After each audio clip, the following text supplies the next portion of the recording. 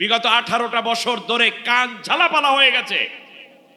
একটু হলেই সে বিএনপি হোক, জামাত ইসলামী হোক, চরমনাই হোক, হেফাজত হোক, তবলিগ হোক, যাই হোক না কেন, দাড়ি কামানো একটি ছেলে, ইউনিভার্সিটির একটি ছেলেও যদি সরকারের কঠোর গঠনমূলক সমালোচনাও করত, তাহলে একটা কথা, এরা সব পাকিস্তানের দালাল বলতো কিনা। 18 বছর রিমান্ড দিল, অত্যাচার দিল, আমাদের উপরে মামলা দিল, হামলা করলো, রিমান্ড দিল, গুম করলো, খুন করলো, আয়না ঘরে ঢুকালো, ফাঁসি দিল। কই, আমরা তো কেউ পাকিস্তান পালাইয়া যাই নাই, আমরা পাকিস্তানে আশ্রয় চাই নাই, ঠিক কিনা বলেন? তার কারণ আমাদেরকে পাকিস্তানের দালাল বললা।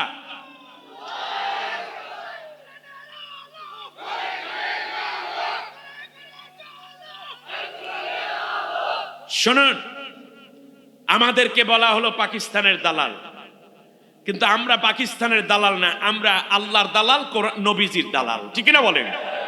কই এই 18 বছরে একজন মানুষও এত নির্যাতনের পরেও কেউ কি পাকিস্তান পালাই গেছে? মাত্র 1.5 মাসের আন্দোলন, পোলাপাইনের আন্দোলন, এই আন্দোলন একটু একটু করে দানা বাঁধতে শেষ পর্যন্ত তোমরা গিয়ে যেখানে পালাইলা, আশ্রয় নিলা, তাহলে বোঝা যায় তোমরাই ওই দেশের দালাল ছিলা, ঠিক না বলেন?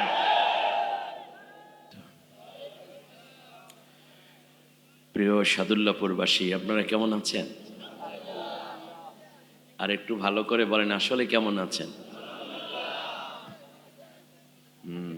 আলহামদুলিল্লাহ ভালো আছি। ভালো থাকার মৌলিক 2টি কারণ।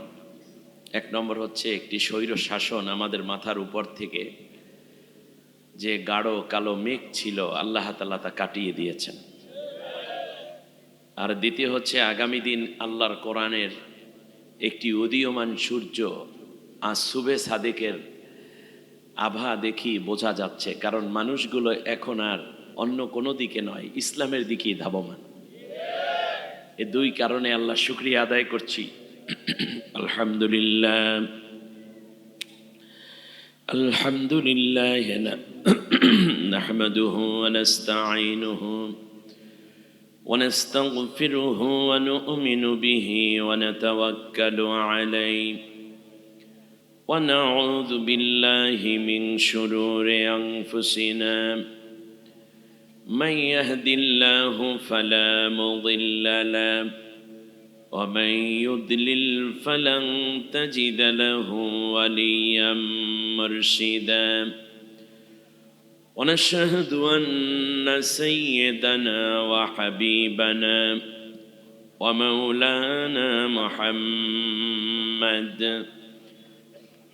صلى الله عليه وعلى آله وسلم الذي أرسله بالحق بشيرا ونذيرا وداعيا إلى الله بإذنه وسراجا منيرا. فقد قال الله تبارك وتعالى في شان حبيبه مخبرا وآمرا: أعوذ بالله من الشيطان الرجيم. সবাই জবান খুলে মন উজাড় করে আল্লাহর কোরআন পড়ুন। আমাদের জবান কে দিয়েছেন? যে আল্লাহ জবান দিয়েছেন, আল্লাহ চাইলে তো বোবা করে দুনিয়ায় পাঠাতে পারতেন, আবার যে কোনো সময় চাইলে এই জবানটা কেড়েও নিতে পারেন। এ ক্ষমতা আল্লাহর আছে না নাই? কত মানুষ রাত্রে ঘুমিয়ে আছে, সকালবেলা প্যারালাইজড, স্ট্রোক করে বোবা হয়ে গেছে, এরকম মানুষ আছে না?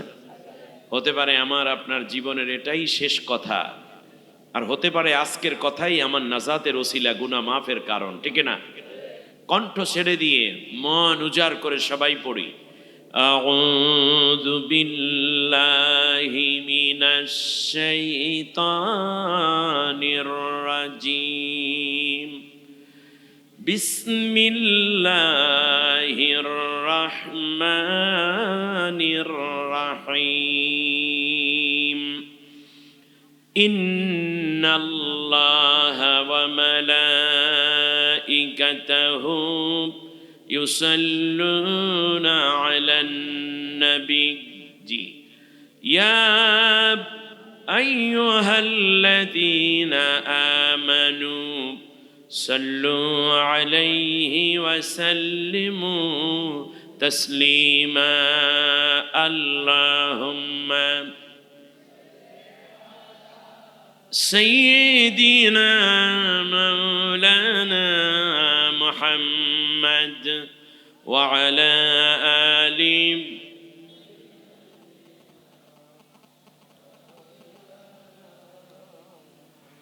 নহে সমাপ্ত কর্ম তোমার,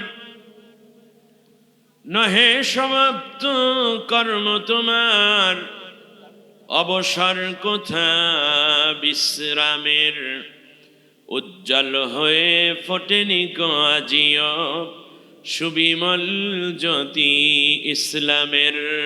বালাগাল উলা বিকামালিহি কাশাফাদ দুজা বিজামালিহি।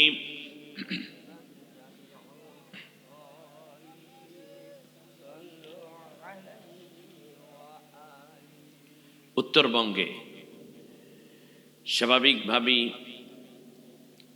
নর্থ বেঙ্গল বলতে যে কয়টি জেলাকে বোঝায় তার অন্যতম এই গাইবান্ধা। রংপুরের অন্যতম এই জেলার তাজনগর এলাকায় সাদুল্লাপুরে হাফেজ ছাত্রদের দস্তরবন্দি উপলক্ষে আয়োজিত ঐতিহাসিক তাফসীরুল কোরআন মাহফিল। সম্মানিত সভাপতি,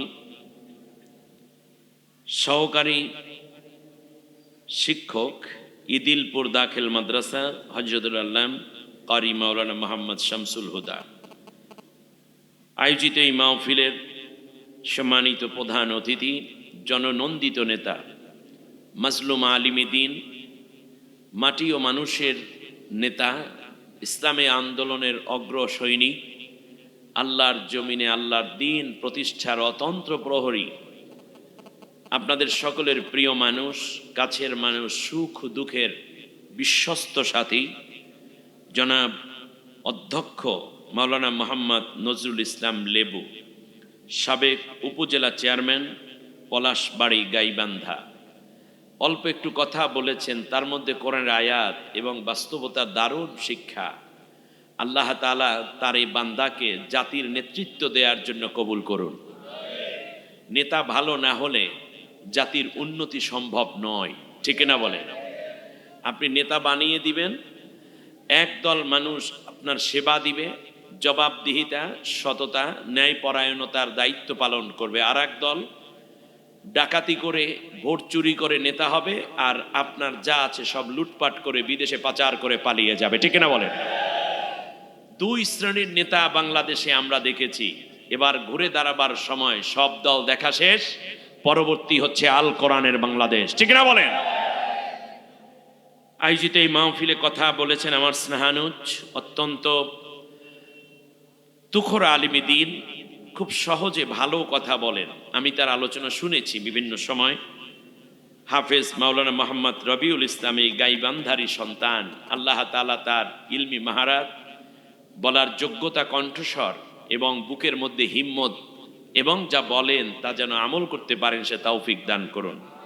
কথা বলেছেন মাওলানা মোহাম্মদ শফিউল আলম, খতিব, তাজনগর জামে মসজিদ। অন্যান্য অতিথিবৃন্দ যাদের নাম এত ছোট ছোট করে লেখা অনেকের, আমি নামগুলো আর না পড়লাম। আল্লাহ তাআলা যেন সকলকে উত্তম যাচা এবং সম্মান দান করেন বলি আমিন। মঞ্চে উপবিষ্ট উলামায়ে কেরাম, খুতাবায়ে আযম, বিভিন্ন মাদ্রাসা থেকে আগত মুদাররিসিনে আযম, প্রাণ প্রিয় যুবক ভাইয়েরা, সম্মানিত মুরব্বিয়ানে কেরাম, পর্দার আড়ালে সম্মানিতা মা ও বোন, অন্য ধর্মাবলম্বী ভাই বোনদেরকে আন্তরিক মোবারকবাদ জানিয়ে আমি একেবারেই সংক্ষেপে আপনাদের উদ্দেশ্যে কিছু কর্মসূচি ঘোষণা করতে চাই। আমার কর্মসূচি নয়, এ কর্মসূচি আল্লাহ দিয়েছেন আজ থেকে ৪৫০০ বছর আগে। আল্লাহ সুবহানাহু ওয়া তাআলা বলেছেন, এই ক্রাইটেরিয়া, এই আখলাক, এই চরিত্র বৈশিষ্ট্য, এমন শাসন ব্যবস্থা যেই সরকার কায়েম করবে সেই সরকারের পতন নিশ্চিত। আর দ্বিতীয়বারে আল্লাহ বলেছেন এই সরকারটা হবে জালেম সরকার। তৃতীয়বারে আমি আপনাদের উদ্দেশ্যে আলোচনা করব এই সরকারের পরে কারা ক্ষমতায় আসার সম্ভাবনা আছে। আর চতুর্থবারে আমি বলবো কোরআনের এবং সুন্নাহর আলোকে এই ক্ষেত্রে আমাদের করণীয় কি।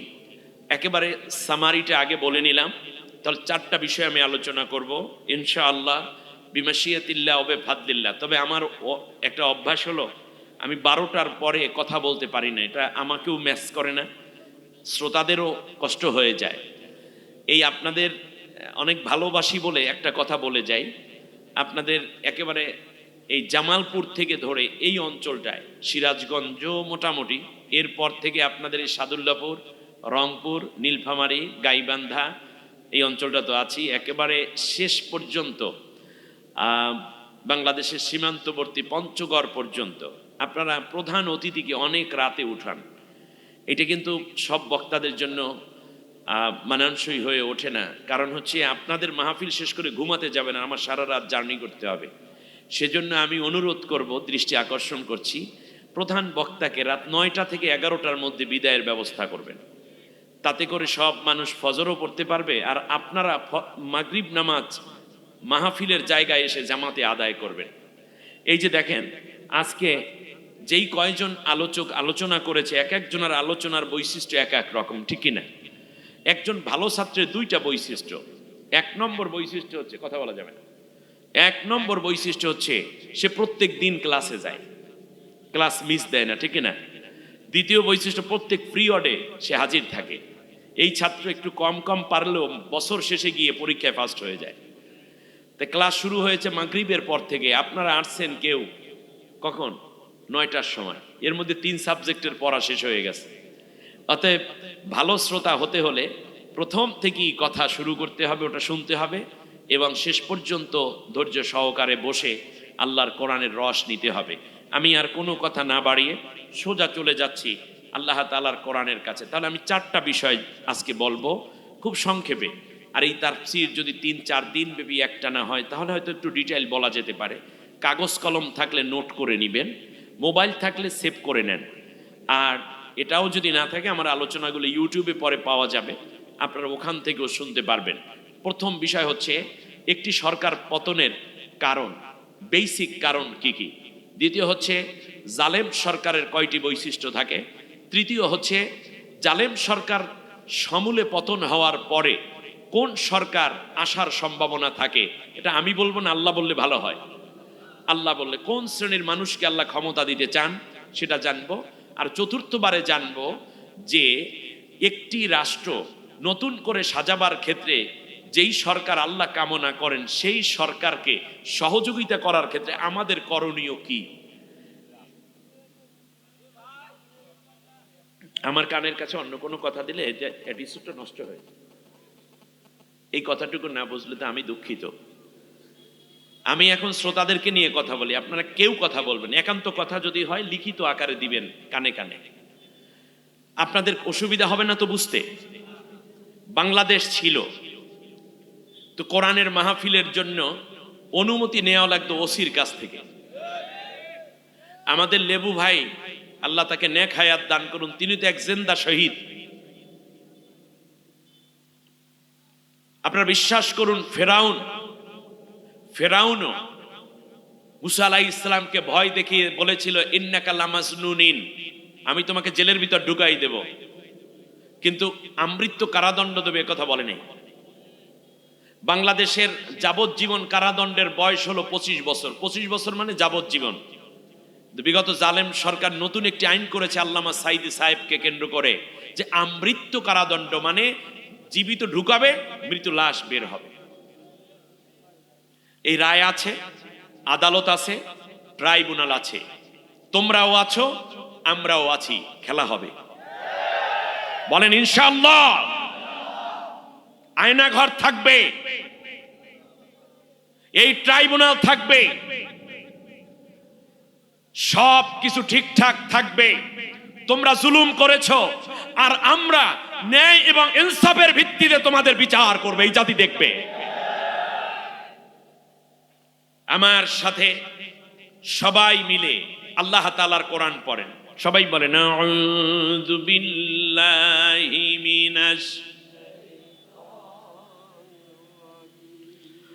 বিসমিল্লাহির রহমানির রহিম।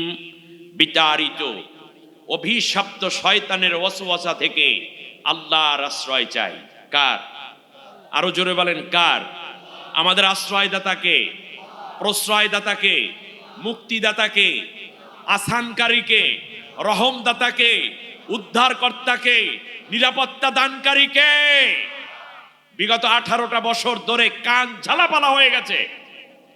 একটু হলেই সে বিএনপি হোক, জামাত ইসলামী হোক, চরমনাই হোক, হেফাজত হোক, তবলিগ হোক, যাই হোক না কেন, দাড়ি কামানো একটি ছেলে, ইউনিভার্সিটির একটি ছেলেও যদি সরকারের কঠোর গঠনমূলক সমালোচনাও করত, তাহলে একটা কথা, এরা সব পাকিস্তানের দালাল বলতো কিনা?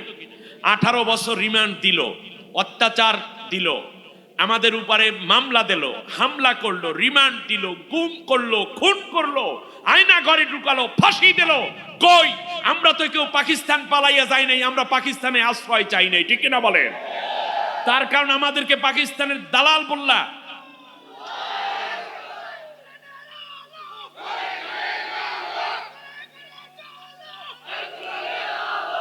শুনুন, আমাদেরকে বলা হলো পাকিস্তানের দালাল, কিন্তু আমরা পাকিস্তানের দালাল না, আমরা আল্লাহর দালাল, নবীজির দালাল, ঠিক না বলেন? কই এই 18 বছরে একজন মানুষও এত নির্যাতনের পরেও কেউ কি পাকিস্তান পালাই গেছে? মাত্র 1.5 মাসের আন্দোলন, পোলাপাইনের আন্দোলন, এই আন্দোলন একটু একটু করে দানা বাঁধতে শেষ পর্যন্ত তোমরা গিয়ে যেখানে পালাইলা, আশ্রয় নিলা, তাহলে বোঝা যায় তোমরাই ওই দেশের দালাল ছিলা, ঠিক না বলেন?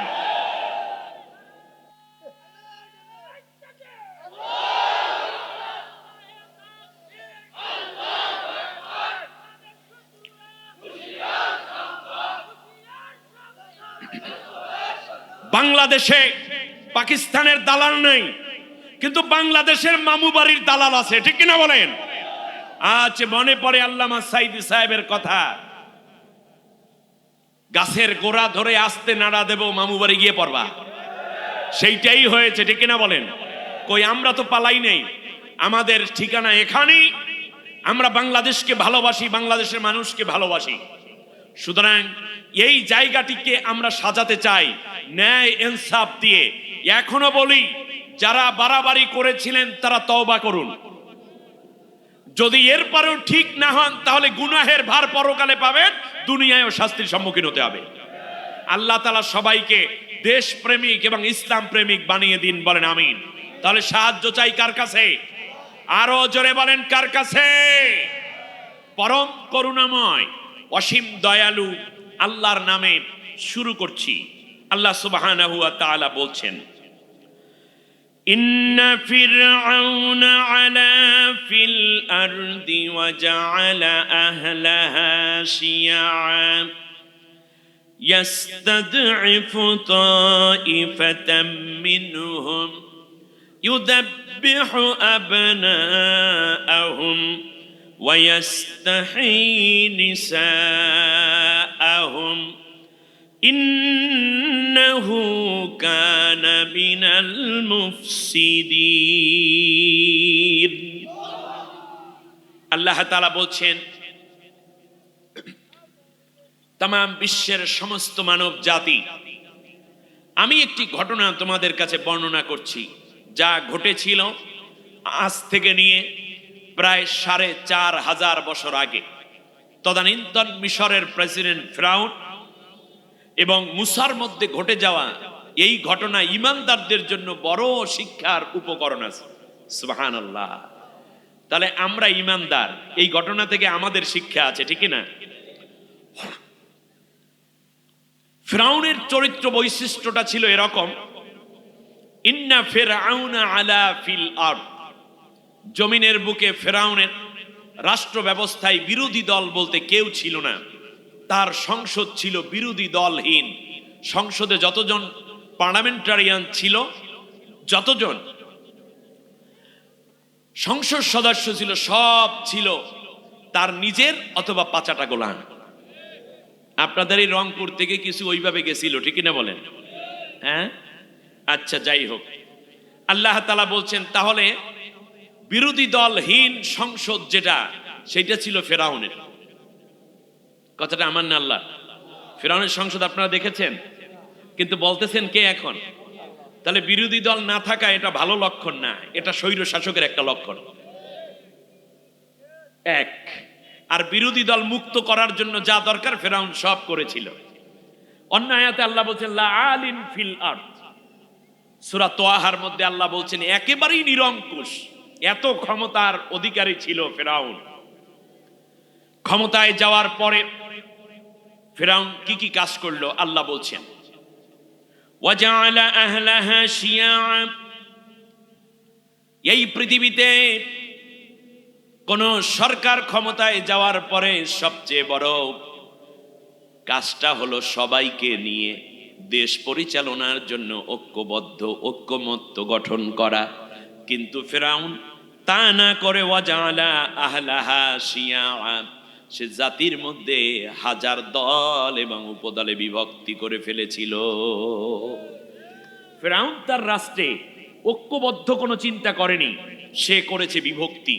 আমার কথা না আল্লাহর কথা। বিগত সরকার আমাদের মধ্যে ঐক্য গড়েছে নাকি বিভক্তি গড়েছে? আমার কথা ভালো করে বুঝেন, ঐক্য না বিভক্তি? স্বাধীনতার 40 বছর পরে এসে বলল স্বাধীনতার পক্ষ শক্তি এবং বিপক্ষ, এর মানে আওয়ামী লীগ যারা করে সব স্বাধীনতার পক্ষ শক্তি, এর বাইরে যা আছে সব স্বাধীনতার বিপক্ষ শক্তি। জাতির মধ্যে একটা বিভক্তি করা, এটা কার আলামত? নবীদের আলামত, ইসলামী পন্থীদের, দেশপ্রেমিকদের, নাকি স্বৈর শাসকদের? শেষ পর্যন্ত বলতে বলতে আমাদের নবীর কথাটাকেও সে কোট করলো। আমরা খুব আশায় বুক বেঁধেছিলাম, বলল যে আমরা মদিনার সনদে দেশ চালাবো। আল্লাহ নবী সাল্লাল্লাহু আলাইহি ওয়াসাল্লাম মদিনায় গিয়ে ইহুদি, খ্রিস্টান, বৌদ্ধ, মুজাসি, মূর্তি পূজারী যা ছিল সবাইকে নিয়ে একটা মদিনা সনদ করছে। বিভক্তি করেছেন নাকি ঐক্য করেছেন? কারণ একটি জাতি গড়তে হলে স্বাধীনতার সার্বভৌমত্ব রক্ষার জন্য, অর্থনৈতিক উন্নয়নের জন্য, সামাজিক স্থিতিশীলতার জন্য, মানুষে মানুষের মধ্যে হৃদ্যতা করার জন্য, পরাশক্তি, বহির্শত্রু এবং পার্শ্ববর্তী রাষ্ট্র হামলা করলে তা মোকাবেলা করার জন্য অভ্যন্তরীণ ভ্রাতৃত্ববোধ এবং পারস্পরিক সৌহার্দ্যপূর্ণ একটি জাতি গঠনের বিকল্প নাই। রাসূল সাল্লাল্লাহু আলাইহি ওয়াসাল্লাম এজন্য গঠন করেছিলেন মদিনা সনদ, কোরআন দিয়ে দেশ চালান, কিন্তু সবাই ছিল সমান অধিকারে প্রাপ্ত একটি অখণ্ড ভ্রাতৃত্বপূর্ণ জাতি, ঠিক না বলেন? আমি আজ বিশ্বাস করে অনেক জ্ঞানীদের সামনে কথা বলছি, আমি কোরআন দিয়ে কথা বলছি বিধায় আমি বাইরের কথা পছন্দ করি না। এটা আপনার ভালো কিংবা মন্দ এটা আপনাদের ব্যাপার। আমরা কোরআনের মধ্যে থাকতে চাই, আল্লাহ কবুল করুন, বলেন আমিন। কোরআনের মধ্যে সব কথা বলা আছে। মদিনা সনদের কথা শোনার পরে উলামায়ে কেরাম অনেকেই বলছে হায় মনে হয় কিছুটা ভালো হয়েছে, যাক একেবারে শেষবারে যেভাবে আসুক। মদিনা সনদের কথা বলেছে ঠিকই, কিন্তু পরে দেখলাম যে এটাতে মোদি সনদ হয়ে গেছে, মদিনা সনদ রইল না, ঠিক কিনা বলেন? হ্যাঁ, শেষকালে দেখলাম এটা মোদি সনদ। তার কারণ বাংলাদেশের মানুষকে শোষণ নির্যাতনের যে স্টিম রোলার তারা চালিয়েছিল, আগামী 100 বছর গুনতে থাকেন বৈশা বৈশা দাদারা। দুঃস্বপ্ন দেখে লাভ নাই, এ জাতি আপনাদেরকে চিনে ফেলেছে। আমি ইতিহাসের গোড়ায় আসি আবার। তাহলে ফেরাউন জাতির মধ্যে ঐক্য গড়েছে না বিভক্তি গড়েছে? ঐক্য করা নবীর সুন্নত আর বিভক্তি করা ফেরাউনের সুন্নত। এবার বলেন ঐক্য করা কার সুন্নত? নবীদের সুন্নত। আমরা কোন সুন্নত পালন করব? আর বিভক্তি তৈরি করা কার সুন্নত? আমরা কার সুন্নত কায়েম করব? আমরা কি বিভক্তি গড়ব না ঐক্য গড়ব? আমরা কি ফেরাউনের সুন্নতকে গ্রহণ করব না নবীজির সুন্নতকে নেব? কারা কারা নবীর সুন্নত নিতে তারা হাত উঁচু করে আল্লাহকে দেখান।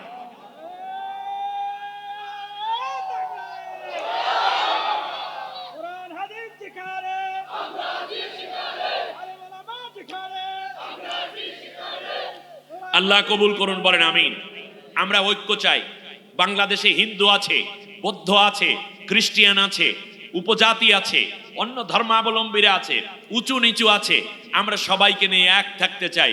বাংলাদেশের মাজলুম সংগঠন জামাত ইসলামীর আমির ডাক্তার শফিকুর রহমান, আল্লাহ তার নেক হায়াত এবং সুস্থতা বাড়িয়ে দিন, দ্বীনের পথে থেকে কাজ করে যাওয়ার তৌফিক দিন। তিনি বলেছেন, আমরা কারো উপরে কোনো প্রতিশোধ দিতে যাচ্ছি না। এই প্রতিশোধ না নেওয়ার অর্থ এই না যে তুমি খুন করেছো তোমাকে ছেড়ে দেব, এর মানে আইন হাতে তুলে দেব না, ভ্রাতৃত্ব নষ্ট করব না, ঠিক না বলেন? আমার দেশে হিন্দু আছে, বৌদ্ধ আছে, খ্রিস্টান আছে, তাদের ব্যাপারে কোরআন অধিকার দিয়েছে। কারণ আল্লাহ সুবহানাহু ওয়া তাআলা বলে দিয়েছেন, আলিফ লাম রা কিতাবুন আনসালনাহু ইলাইকা লিতুখরিজান নাসা মিনাজ যুলুমাতি ইলান নূর। আল্লাহ রাব্বুল আলামিন বলেন, নবী হে, আমি এই কোরআন নাজিল করেছি এজন্য যাতে করে সমস্ত মানব জাতিকে তুমি অন্ধকার থেকে আলোর পথে নিয়ে আসতে পারো। হিন্দুরা মানুষ না? বৌদ্ধরা মানুষ না? খ্রিস্টানরা মানুষ না? যারা নাস্তিক তারাও মানুষ। এজন্য আল্লাহ তাআলা বলেছেন কোরআন মানুষকে অন্ধকার থেকে, মানুষকে, শুধু মুসলমানকে না। তার কারণ কোরআন যিনি নাজিল করেছেন তিনি শুধু মুসলমানের আল্লাহ নন। এজন্য প্রত্যেক নামাজে, প্রতি রাকাতে আল্লাহ আমাদেরকে শেখাচ্ছেন। আমরা পড়ি আলহামদুলিল্লাহি রাব্বিল আলামিন, praise be to Allah, he is the sustainer of the worlds. আল্লাহর জন্য সমস্ত প্রশংসা, যিনি তামাম জাহানের একচ্ছত্র লালন পালনকারী। সকলকে লালন পালন করেন কে? সেই আল্লাহ তাআলা বলছেন, আমার আইন, আমার হুকুম, আমার বিধান সকলের জন্য সমান। তুমি বৌদ্ধ হও, খ্রিস্টান হও, হিন্দু হও, ইহুদি হও, নাসারা হও, যা হও না কেন। দেখুন সূর্য ওঠে, সূর্যের আলো কি শুধু মুসলমানের বাড়ি যায়? হিন্দুর আলো পায় না? তাহলে বলুন তো সূর্যটা কার হুকুম মানে? গাভীর বাটে দুধ কে দিয়েছেন? আল্লাহ দিয়েছেন। হিন্দুরা যে গাভী পালে তার পেট, গাভীর মধ্যে বাটি কি দুধ আসে না? আসে। হিন্দু এবং মুসলমানদের পালিত গাভীর বাটের মধ্যে যে দুধ আসে, এর মধ্যে কোনো পার্থক্য আছে? স্বাদে, গন্ধে, উপকারিতায় একটা পার্থক্য আছে। হিন্দুদের গরুতে যে দুধ দেয়, যাইয়া দেখেন দুধ তিতা তিতা লাগে। গাভীর বাটে দুধ দিয়েছেন কে? আল্লাহ রাব্বুল আলামিন বলেন, শোনো, ওয়া ইন্না লাকুম ফিল আনআমি লাইবরা নুসকিকুম মিম্মা ফি বুতুনিহি মিন বাইনি ফারসিন ওয়া দামিন লাবানান খালিসান সাইগান লিশ-শারিবিন। আল্লাহ তাআলা বলেন, এই গাভীটা ঘাস খাইলো, খড়কুটা খাইলো, ভুসি খাইলো, আমি আল্লাহ তার থেকে গোবর তৈরি করলাম আর রক্ত তৈরি করলাম। গোবর আর রক্তের মাঝখান থেকে সাদা ধবধবে দুধ আমি আল্লাহ তোমাদের জন্য দিয়ে দেই, যে দুধ তোমরা পানকারীরা তৃপ্তি সহকারে পান করতে থাকো। সুবহানাল্লাহ। কে দিয়েছেন? খেজুরি রস। এই যে আসতেছে শীতকাল, মিষ্টি খেজুরি রস, হিন্দুদের গাছের রস, মুসলমানের গাছের রসে কোনো পার্থক্য আছে? বৃষ্টি মুসলমানের খেতেও হয়, বাড়িতে হয়, হিন্দু বৌদ্ধদের বাড়িতে হয়, তাহলে এই বৃষ্টি কার হুকুমে হয়? তাহলে আল্লাহর হুকুমে সবাই সমান, অতএব কোনো পার্থক্য ইসলাম করে নাই। সুবহানাল্লাহ বলেন। শুধু তাই না, আল্লাহ তাআলা আজকের এই কোরআনের ব্যাপারে বলেছেন, ওয়া ইন আহাদুম মিনাল মুশরিকিনা ইস্তিজারাকা ফাআজিরহু হাত্তা ইয়াসমা'a কালামাল্লাহ সুম্মা আবলিগহু মা'মানা। নবী গো, কোন মুশরিক যারা মূর্তি পূজা করে, ভাস্কর্যের পূজা করে, বেদির পূজা করে, কিংবা চন্দ্র সূর্যের কোন পূজারী যদি তোমার কাছে আমি আল্লাহর কোরআনের বাণী শুনতে চাই, তাহলে যত্ন সহকারে তাকে কোরআন শুনাইয়া দেবা।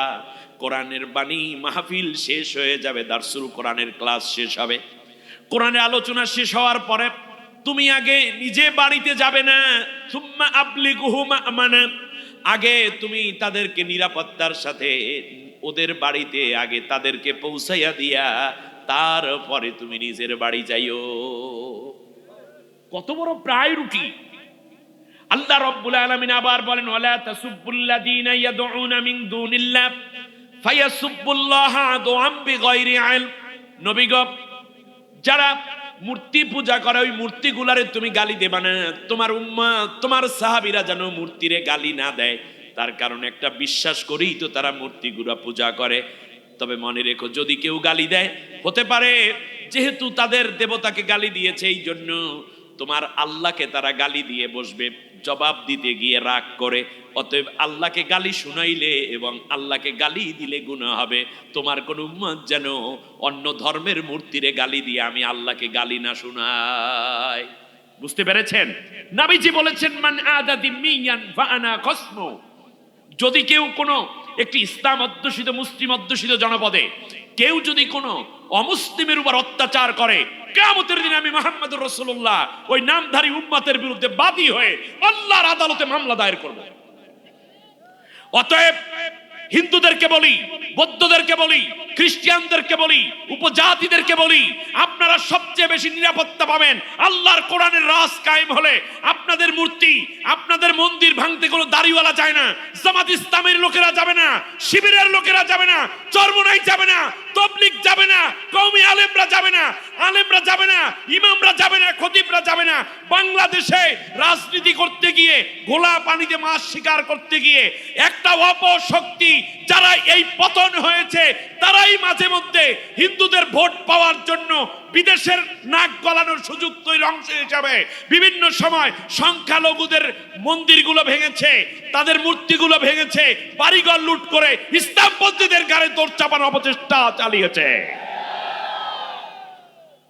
আপনারা আমাদের ভাই, আবহমান কাল থেকে বাংলাদেশে একই মায়ের পেটে থাকা সন্তানের মতো আমরা চলেছি। সুতরাং ইসলামের সাথে কারো কোনো সংঘর্ষ নাই। যে সংঘর্ষ পাতায় সে মানুষ না, এ পৃথিবীর নিকৃষ্ট সন্তান। ইসলাম ক্ষমতায় আসলে আপনার বাড়ি, আপনার মন্দির, আপনার ঘর, আপনার প্রতিষ্ঠান, আপনার সম্পদ, আপনার কন্যার ইজ্জত সবচেয়ে বেশি নিরাপদ হবে। বহুত তো দেখলেন, সামনের সময়টাকে ইসলামের জন্য আপনারা লেগে যান। ইসলাম শুধু মুসলমানের না, ইসলাম সকলের, ঠিক না বলেন? আল্লাহ কবুল করুন, বলেন আমিন। আল্লাহ রাব্বুল আলামিন বলেন, শোনো, ওয়াজআলা আহলাহা শিয়াআ। ফিরাউন তার রাষ্ট্রের মধ্যে ঐক্যবদ্ধ একটি জনগোষ্ঠী তৈরি না করে বরং জাতির মধ্যে হাজার দল এবং উপদলে বিভক্ত করে ফেলেছিল। তাহলে দেখুন, ফিরাউনের প্রথম বৈশিষ্ট্য বিরোধী দলহীন একটি সংসদ তৈরি। কারণ বিরোধী দল হলেই তার আকাম কুকাম সব দইরা ফলাইবে, এইটা সে বরদাস্ত করতে পারে নাই। দ্বিতীয় হচ্ছে, সে জাতির মধ্যে ঐক্য না করে কি করেছে? এটা আমার কথা নাকি? ফিরাউন কি করছে আমরা কি জানি? কে জানেন? সেই আল্লাহ কোরআনে বলে দিয়েছেন। আল্লাহু আকবার। আপনাদের বিশ্বাস হয়? 99%। রংপুরের ভাইরা, গাইবান্ধার ভাইরা অনেক কোরআন প্রেমিক, আমি জানি। শাহাদাতের বহু নজরানা এই জনপদ দিয়েছে আল্লাহর সামনে।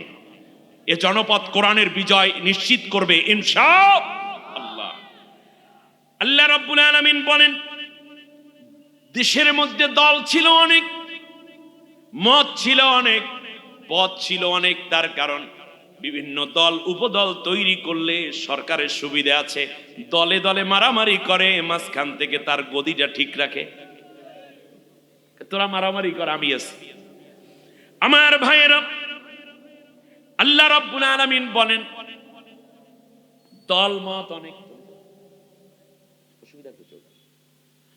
আল্লাহ রাব্বুল আলামিন বলেন, দল অনেক, পার্টি অনেক, কিন্তু ইয়াস্তাদঈফু তাইফাতাম মিনহুম। অনেক দল, কিন্তু ফিরাউন সব দলের উপর অত্যাচার করত না, বরং কোন কোন দল টাকা পয়সা দিয়ে লালন পালনও করত। শুধুমাত্র ইয়াস্তাদঈফু তাইফাতাম মিনহুম, একটা দলের উপরে অত্যাচার করত, নির্যাতন চালাইতো। দেশের মধ্যে দল অনেক, কিন্তু নির্যাতন করত কয় দলের উপরে? জোরে বলেন, কয় দলের উপরে? এক দলের উপরে। তার কারণটা কি? কারণ হচ্ছে ফিরাউন বুঝতো যে অন্যান্য যে দলগুলো আছে, এটা পীরের দল হোক, হুজুরের দল হোক, মুরব্বীর দল হোক, ওই বড় কর্তার দল হোক, ছোট কর্তার দল হোক, এই দল হোক, সেই দল হোক, এই দলগুলো আমার কোনো ক্ষতির কারণ না, বরং এগুলো আছে বলে বলতে পারি যে আমার দেশে বিরোধী দলও আছে।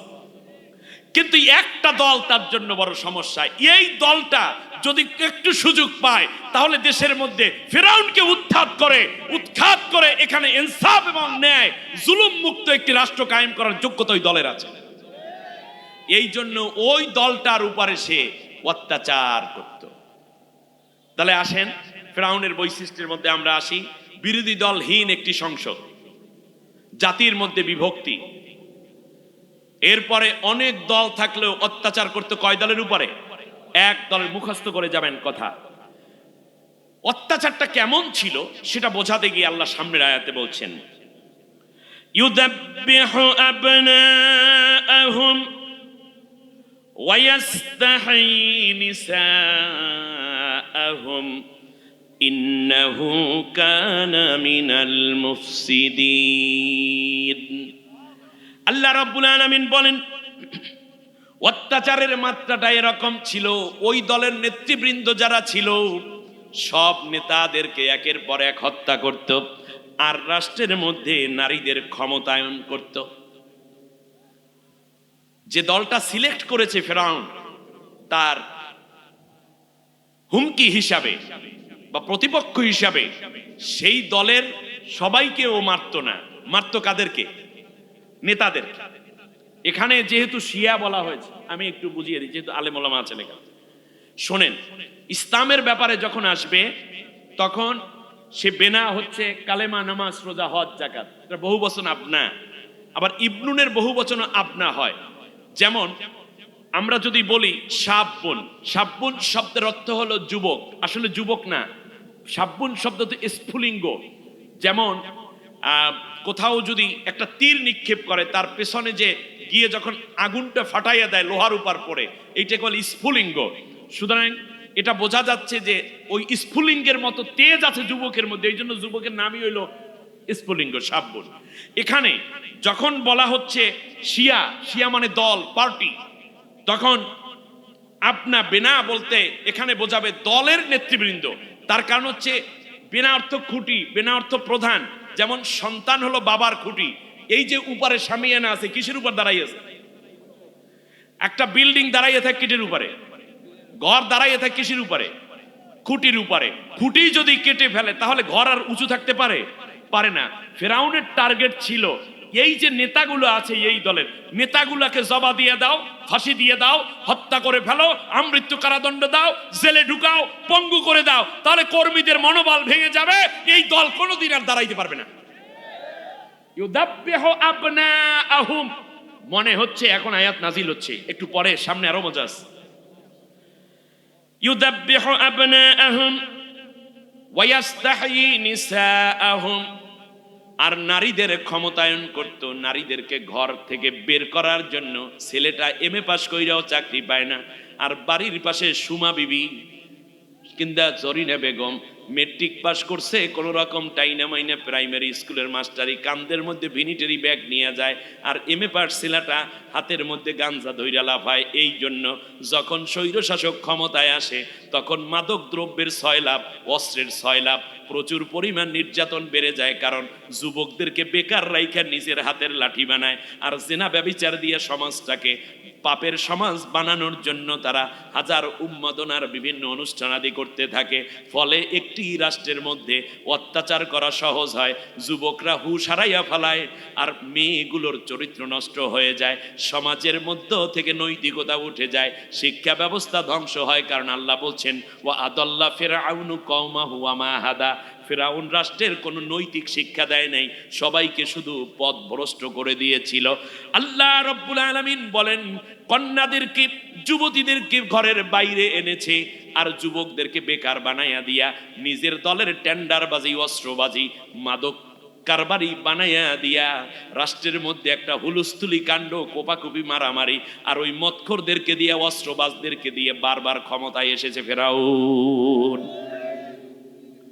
وجعل أهلها شيعا يستضعف طائفة منهم يذبح أبناءهم ويستحيي نساءهم।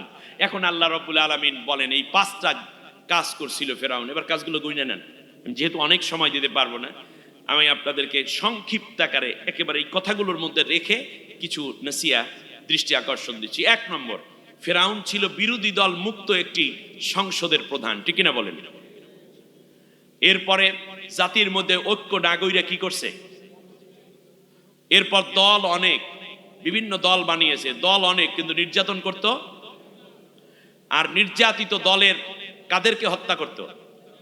নেতাদেরকে হত্যা করত। কথাটা বুঝতে পেরেছেন? আর নারীদের ক্ষমতায়ন করত।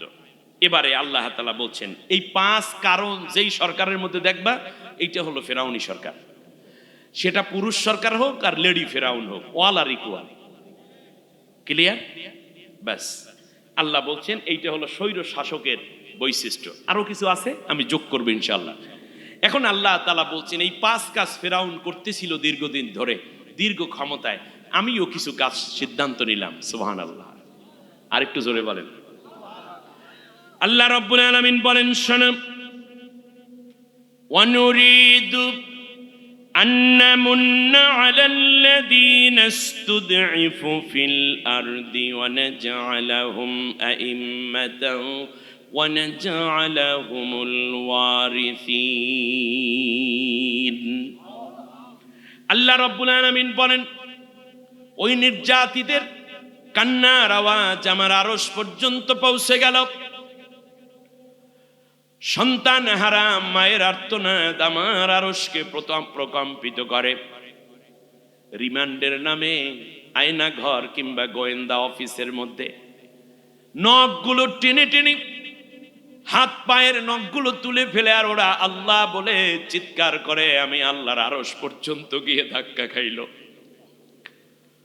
রক্ত গেল, জীবন গেল, কত অত্যাচার সহ্য করল। গর্ভবতী স্ত্রীকে স্বামী ইসলামী হুকুমত প্রতিষ্ঠা করার অপরাধে গর্ভবতী স্ত্রীকে গাড়ির মধ্যে উঠাইয়া উঁচু নিচু রাস্তার মধ্যে জোরে জোরে গাড়ি চালাইয়া পেটের সন্তানটাকে পর্যন্ত মেরে ফেলেছিল। আমাদের বাংলাদেশের কার্যকরী পরিষদ জামায়াতের কর্ম পরিষদের সদস্য, সাবেক ইসলামী ছাত্র শিবিরের কেন্দ্রীয় সভাপতি ডক্টর শফিকুল ইসলাম মাসুদ, আল্লাহ কোরআনের জন্য তার ন্যাক হায়াত এবং সুস্থতা দান করুন। গর্ভে তার স্ত্রীর গর্ভে সন্তান, এই সন্তানটাকে গর্ভপাত করানোর জন্য তদানীন্তন র্যাবের গাড়িতে তাকে উঠিয়ে এমন ভাবে টেনেছে, এরপর ছেড়ে দিয়েছে। পরের দিন গর্ভ সন্তান পৃথিবীতে এসেছে কিন্তু বেঁচে নাই, ইন্তেকাল হয়েছে। আল্লাহ তাকে শাহাদাতের মর্যাদা দান করুন। এ কথা আপনারা শুনেছেন। তাকে রিমান্ডে নিয়ে 20টা নখ প্লাস দিয়ে টেনে টেনে উঠে ফেলেছে। এই হাঁটু, পায়ের নলা, কোমরের হাড্ডি, ঘাড়ের হাড্ডি ছুটিয়ে ফেলেছে। অত্যাচার কাকে বলে? এখনো শফিকুল ইসলাম মাসুদ ভাই, আমার কলিজার টুকরা ভাই, একই সাথে পথ চলা মানুষ, এক মাদ্রাসার থেকে পড়ালেখা করেছে। মাসুদ ভাই শুধু অনার্স মাস্টার্স পিএইচডি নন, পিএইচডি হোল্ডার নন, তিনি মাদ্রাসায়ও কামেল পাস। কি জিনিয়াস লিডার! আগামী দিনের বাংলাদেশের ইসলামী হুকুমত প্রতিষ্ঠায় যারা নেতৃত্ব দিবে তাদের প্রথম সারির সর্বোচ্চ ত্যাগকারী এক নেতার নাম ডক্টর শফিকুল ইসলাম মাসুদ, ঠিক না বলেন? যার দেখে কোটি কোটি যুবক ইসলামী হুকুমত প্রতিষ্ঠার প্রেরণা পায়। তিনি মুসলিম মিল্লাতের অ্যাসেট। তার স্ত্রী একজন ডাক্তার, কত মেধাবিনী এক বোন আমাদের। তার 3টা সন্তান। সেই দিন দেখলাম কেঁদে কেঁদে হয়রান হয়ে যাচ্ছে আর বলছে, আমার এই 3টা সন্তানের জন্য যত মায়া, আমার ওই সন্তানটার জন্য তার চেয়ে বেশি মায়া। ভূমিষ্ঠ হওয়ার একদিন পর তিনি শহীদ হয়েছিলেন। দোয়া করি আল্লাহ তাআলা এই পরিবারটার উপরে রহমত দান করুন। আপনাদের এই যে ঠাকুরগাঁয়ের দেলোয়ার ভাই, দেলোয়ার হোসাইন সাইদি তার নাম, তাকে কি রিমান্ডটা দিল? 54 দিন রিমান্ড দেওয়ার পরে হুঁশ নাই, হুইল চেয়ারে করে আদালতে, এরপরে আবার 15 দিনের রিমান্ড দেয়। আগে জালেম সরকারের বিচারপতি যারা ছিল তাদের বেশিরভাগ জালেমের নেতৃত্ব দিয়েছে। পুলিশগুলো ধরেছে। আপনার এলাকার কিছু ছেলেরা যারা বিভিন্ন নামে ছাত্রলীগ, যুবলীগ বিভিন্ন নাম দিয়েছে, কিন্তু তারাও এই অত্যাচারে সামিল ছিল। তোমরা তওবা করো, তোমরা ফিরে আসো। তোমাদের নেতৃত্বের বোনকে নিয়ে পালিয়েছে, তোমাদেরকে আর কোনোদিন পাত্তা দিবে না। ওই নেত্রী বারবার বলে উনি চট করে চলে আসবেন, আপনার আসার দরকার নাই, আপনি কোথায় আছেন বলেন, আমরা গিয়ে নিয়ে আসবো, ঠিক কিনা বলেন? আরমানের মতো তোর তাজা একটা যুবক ছেলে ব্যারিস্টার আরমান, শহীদ মীর কাসিম আলী সাহেবের সন্তান। বাবা যখন শুনেছেন তার ফাঁসি হবে, বলেছে আমার ছেলেটা আমার জানাজা পড়াবে। 2 দিন আগে তুলে নিল, আয়না ঘরে রাখলো 11টা বছর, ছোট্ট ছোট্ট 2টা বেবি বাচ্চা, মেয়ে বাচ্চা। 11টা বছর পর্যন্ত কত প্রস্তাব গেল যে হ্যাঁ তোমাকে বিয়ে দিয়ে দেই। কর্তৃপক্ষ, তার বাবা, তার ভাইয়েরা, মামা, চাচার কতদিন বসে থাকবি, ওর তো কোনো হদিস নাই। মেয়েগুলো বড় হচ্ছে, এদের টেক কেয়ার করা দরকার, ওদের সম্মান একটা সংসার দরকার। বলছে যে আমি এই পৃথিবীতে যতদিন আছি ততদিন পর্যন্ত অন্য কোনো স্বামী আমার নাই। আমার স্বামী যদি শহীদ হয়ে যায়, কিয়ামতের ময়দানে শহীদ স্বামীর সাথে একসাথে জান্নাতে যাব। আমার বিয়ে নিয়ে তোমাদের কোনো চিন্তা নয়। তুমি থামা বাপ, ফুঁক দিয়ে উড়িয়ে দিতে চাও তোমরা। ইউরিদুনা লিইউতফিউ নূরাল্লাহি বিআফওয়াহিহিম, ফুঁক দিয়ে উড়িয়ে দিয়ে ইসলামের প্রদীপকে নিভানো যায় না। কারণ এটা পূর্ণতা দান করবেন কে? কত নির্যাতন, কত নির্যাতন। একজন আলিমে দ্বীন, তাকে দেশে আমৃত্যু কারাদণ্ড। শয়তান কি গাছে ধরে? বাংলাদেশে এতদিন তো শয়তানই ছিল, সব শয়তান এদের মাথায় দিয়া ওরা রিটায়ার্ডে বসেছিল। আমরা আর করবো কি? আল্লাহ রাব্বুল আলামিন বলেন, শোনা, অনুরিদু আন্নামুন্না আলাল্লাযীনা ইসতুদঈফু ফিল আরদ, জমিনের বুকে যেই দলটা ফিরাউন শাসক টার্গেট করে নেতৃবৃন্দকে হত্যা করলো, অত্যাচার করে শেষ করে দিতে চাইলো, আমি আল্লাহ রাব্বুল আলামিন সিদ্ধান্ত নিলাম আন্নামুন্না আলাল্লাযীনা ইসতুদঈফু ফিল আরদ, ওই মাজলুম, ওই অত্যাচারিত, নির্যাতিত, নিপীড়িত, জীবন এবং রক্ত দেয়া, আমার সন্তুষ্টির জন্য উৎসর্গকৃত ওই দলটার উপরে আমি আল্লাহ রাব্বুল আলামিন দয়াবান হয়ে যেতে চাইলাম। আমার সিদ্ধান্ত হলো যেই দলটার উপর অত্যাচার করা হলো, এই দলটার উপরে আমি দয়া নাজিল করব। সিদ্ধান্ত কার? অনুরিদু, এটা জুমা মুতাকালামের সিগা, ওলামায়ে কেরাম আছেন এখানে। এটা আল্লাহ তাআলা যখন বলেন ইরাদা করা, ইরাদা মানে ইচ্ছা করা, আল্লাহর এটা ইচ্ছা না। আল্লাহ যা ইচ্ছা করেন ওটা আল্লাহর সিদ্ধান্ত। আল্লাহ যেটা ইচ্ছা করেন ওটা কি? আল্লাহর সিদ্ধান্ত, এটা আল্লাহর ডিসিশন।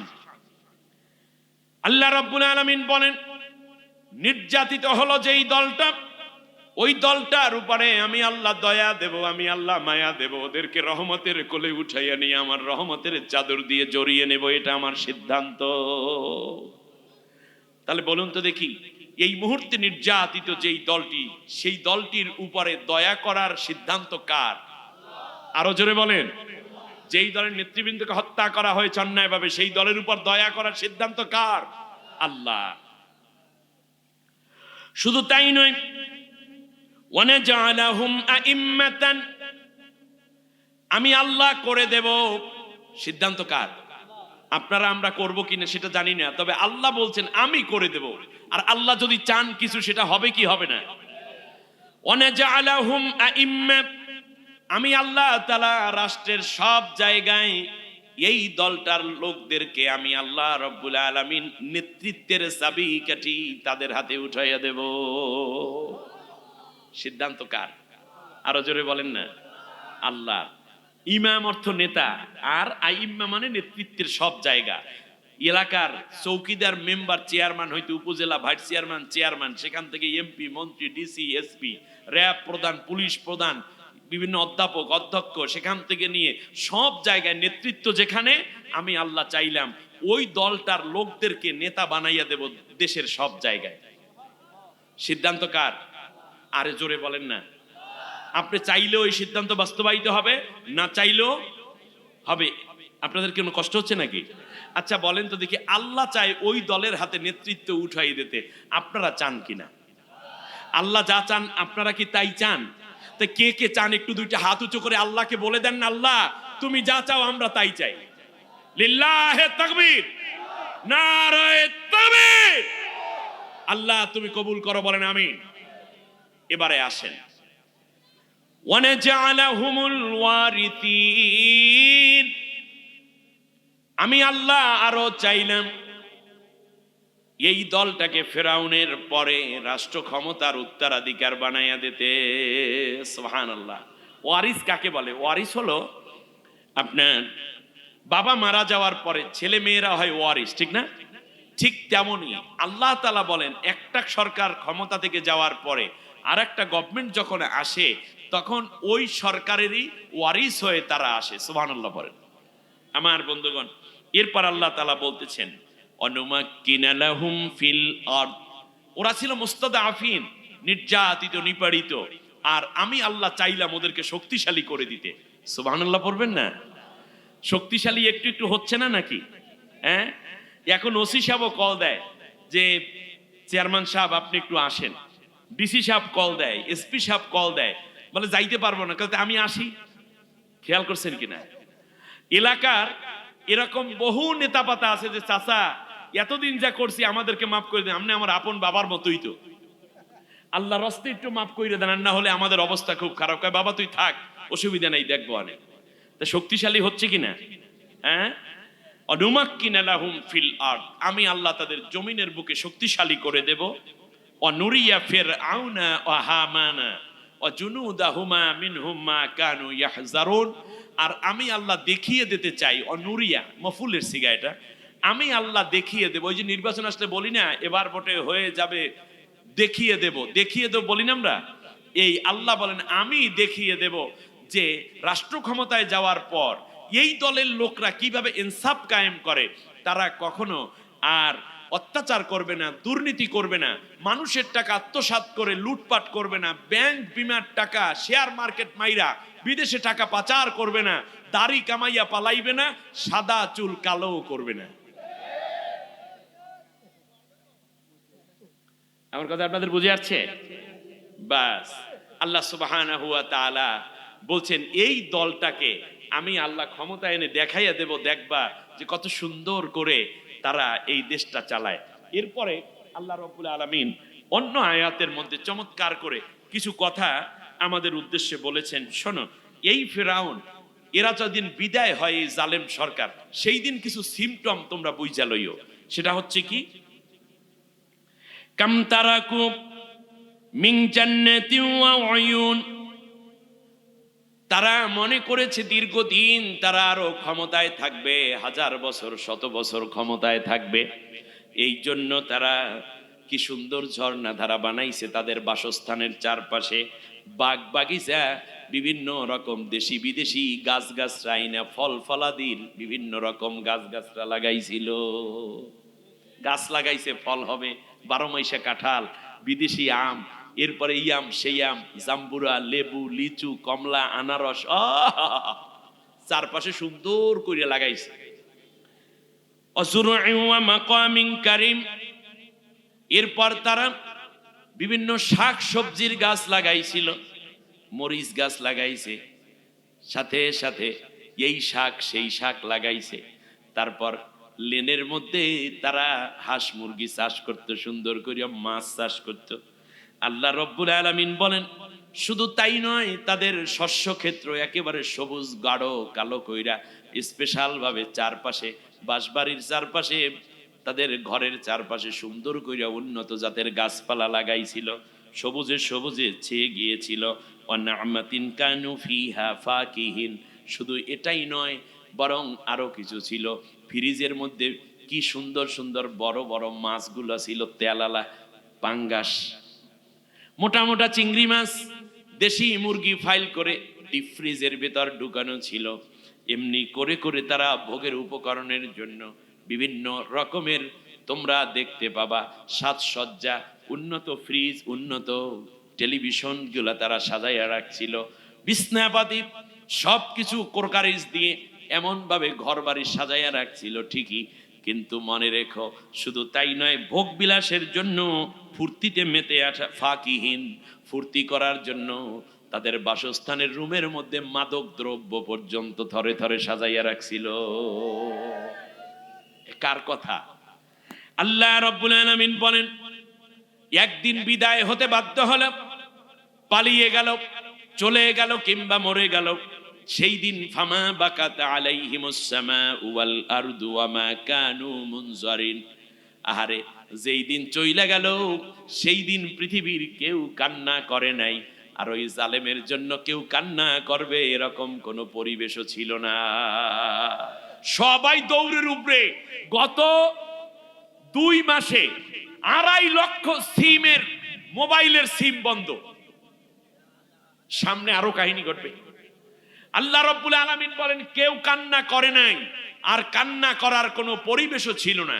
আচ্ছা, কান্না করে নাই তাই মানুষ করছে কি? আল্লাহ সেই কথা বলেছেন সূরা আনআমের 45 নম্বর আয়াতে, ফাকুতি আদাবিরুল কওমিল্লাযীনা যালামু ওয়ালহামদুলিল্লাহি রাব্বিল আলামিন।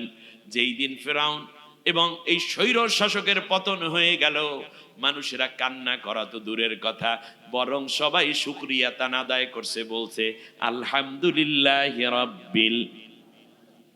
আমরা আরেকবার পড়ি আলহামদুলিল্লাহি রাব্বিল আলামিন। সূরার নাম সূরা কসস। আমি মূল তাফসিরে চলে যাব। আল্লাহর কোরআনের জন্য যারা জীবন দিয়েছেন তাদের প্রসঙ্গে আল্লাহ তাআলা এই সূরাটা নাজিল করেছেন। সুবহানাল্লাহ বলেন। আল্লাহ নবীর বিরুদ্ধে, আপনারা শুনতেছেন মনে হয়, আল্লাহর রাসূলের বিরুদ্ধে একটা রায় ঘোষণা করে দারুন নদওয়ায় আবু জেহেল বিল পাস করেছে। 3টা অপশন রেখেছে। কয়টা? আমার দিকে তাকান। ওয়া ইয ইয়ামকুরু বিকাল্লাযীনা কাফারু লিয়ুসবিতুকা আও ইয়াকতুলুকা আও ইউখরিজুক। নবী গো, তোমার বিরুদ্ধে 3টা অপশন রেখেছে। লিয়ুসবিতুকা, আমৃত্যু কারাদণ্ড দেবে। কি দণ্ড? আমৃত্যু কারাদণ্ড দেবে তোমাকে। আও ইয়াকতুলুকা, অথবা তোমাকে ওই কারাদণ্ড অবস্থার মধ্যে রেখেই তারা হত্যা করে ফেলবে। আও ইউখরিজুক, অথবা তারা 3য় সিদ্ধান্ত নিল। সূরা আনফালের 30 নম্বর আয়াত পড়ে দেখেন, আল্লাহ রাব্বুল আলামিন বলেন 3য় অপশন ছিল তোমার নাগরিকত্ব ক্যান্সেল করে অন্য দেশে তোমারে নির্বাসনে পাঠাইয়া দেবে। আরে, জেলের মধ্যে ঢুকালো, জেল থেকে এনে ফাঁসি দিল। জেলের মধ্যে যখন ফাঁসির রায় আর হলো না আদালতে, দুষ্টরা যখন এই যে কালামানিক রায় দিয়েছিল ফাঁসির, কিন্তু সর্বোচ্চ আদালত যখন আল্লামা সাইদি নওয়ারাল্লাহু মারকাদাহু ওয়া জাআলাল জান্নাতাল ফিরদাউস, আল্লাহ তাআলা তাকে জান্নাতুল ফিরদাউসের সর্বোচ্চ দরজা নসিব করুন, বলেন আমিন। তাকে যখন আমৃত্যু কারাদণ্ড দেয়া হলো, দেখতেছে হুজুর মরেও না, ব্যাপার কি? শেষ পর্যন্ত ওদের নির্বাচনের আগ মুহূর্তে তাকে জেল থেকে আনা হলো। চিকিৎসার নাম করে তারা পিজি হাসপাতালে ঢোকালো। ঢোকানোর পরে বিষযুক্ত ইনজেকশন, কেউ বলতেছেন বিষযুক্ত ইনজেকশন তার শরীরে পুশ করে তাকে হত্যা করেছে। তার কারণ তার আত্মীয় স্বজন, কলিজার টুকরা সন্তান, পরিবার এবং তার দলের কোন নেতৃবৃন্দকে দেখতে পর্যন্ত যেতে দেয়া হয় নাই। কি চিকিৎসা হচ্ছে, কে চিকিৎসা করছে, এই রকম কোন বিবেচনা না করে তারা নিজেদের মধ্যে রেখে হত্যা করে তারপর লাশটা ফিরিয়ে দিয়েছে মাত্র। আজ এই লাখো জনতা, হাজার হাজার মানুষকে সাক্ষী রেখে বর্তমান গভর্নমেন্টের কাছে দাবি করব, যারা এই হত্যার নেপথ্যে ছিল, শাহবাগে আল্লামা সাইদিকে ফাঁসি দাবি যেই ডাক্তার করেছিল বাপ্পি, সেই ডাক্তারকে দায়িত্ব দিয়েছে তার চিকিৎসা করার জন্য। এই জাতি মনে করে এই সাইদি সাহেবকে হত্যার জন্য এই লোকগুলো দায়ী। সুতরাং তদানীন্তন স্বরাষ্ট্রমন্ত্রী এবং এই চিকিৎসার কাজে দায়িত্বে যারা জড়িত ছিল প্রত্যেককে গ্রেফতার করে রিমান্ড দিয়ে এই জাতিকে ন্যূনতম সর্বোচ্চ 1 মাসের মধ্যে আল্লামা সাইদি হত্যাকারীদেরকে সর্বোচ্চ শাস্তি দিয়ে প্রতিশোধ দেওয়া হবে।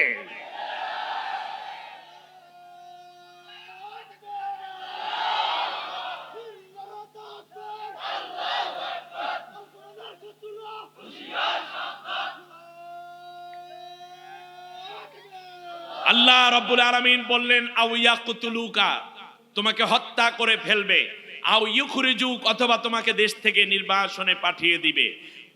ওয়ায়ামকুরুনা ওয়ায়ামকুরুল্লাহ, আল্লাহ বলছেন ওরা ষড়যন্ত্র করেছে, আমি আল্লাহ রাব্বুল আলামিন তার সব কিছুর ব্যবস্থা আমি আল্লাহ নিজের পক্ষ থেকে কৌশলের মাধ্যমে তোমাকে বের করে নিয়ে এসে ওদেরকে তোমার পদানত করে দেব। সুবহানাল্লাহ বলেন। এবার আল্লাহ সুবহানাহু, সবাই বসেন। গুরুত্বপূর্ণ কোরআনের কথা রেখে কেউ যাওয়া মানে একেবারে আদবের বরখেলাপ। এবার খেয়াল করুন, আল্লাহ সুবহানাহু ওয়া তাআলা নবীকে বললেন, নবী তুমি দেশ থেকে মদিনায় চলে যাও। মক্কা এবং মদিনার মধ্যবর্তী একটা জোহফা নামক জায়গা, এই জায়গায় নবীজি যখন পৌঁছলেন, প্রচন্ড ক্লান্ত এবং ব্যথিত নবীজি দেশ ছেড়ে চলে যাচ্ছেন। মায়া, দেশের জন্য মমতা, নবীজি সাল্লাল্লাহু আলাইহি ওয়াসাল্লাম কাঁদতেছেন। আবু বকর রাদিয়াল্লাহু তাআলা আনহুর উরুর উপরে নবীজির মাথা মোবারক। আল্লাহ রাব্বুল আলামিন বললেন, নবী তুমি দেশের জন্য, জনগণের জন্য কাঁদতেছো, আমি আল্লাহ বুঝতেছি। এর আগে মুসা নামক একজন পয়গাম্বর দুনিয়ায় আমি প্রেরণ করেছিলাম, যেখানে ফিরাউন শাসক মুসা পয়গাম্বরের উপরে যে অত্যাচারটা করেছে, তোমার বিরুদ্ধেও সেই অত্যাচারটাই হয়েছে। মুসা পয়গাম্বরকে আমি ওই যে মাদায়েন থেকে 8 বছর পরে যেমন মিশরে বীরের বেশে ফিরাইয়া এনে ফেরাউনকে চিরতরে বিদায় করে দিয়েছিলাম, ঠিক তেমনি 8 বছরের মাথায় আমি তোমাকে বীরের বেশে মক্কা বিজয়ের মাধ্যমে তোমাকে আমি আল্লাহ পুনর্বাসিত করে দেব।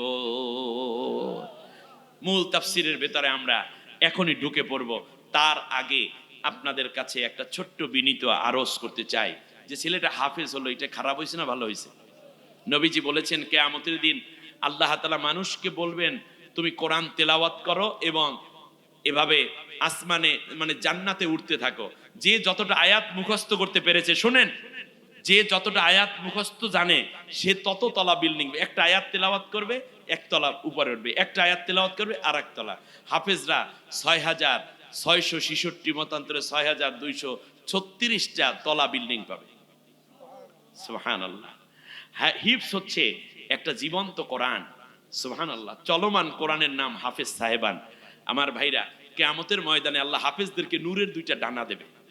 এবার বলবে তোমরা যেই জান্নাতে ইচ্ছা উড়ে প্রবেশ করো। হাফেজরা বলবে, আল্লাহ আজকে কিয়ামতের দিন তুমি আমাদেরকে এত সম্মানিত করলা, কিন্তু আমি তো সম্মানিত হতাম না যদি ওই চাচায় জমিন দিয়ে মাদ্রাসা না বানাতেন, ইট বালু সিমেন্ট যদি অমুকে না দিত, তাহলে ঘর হতো না।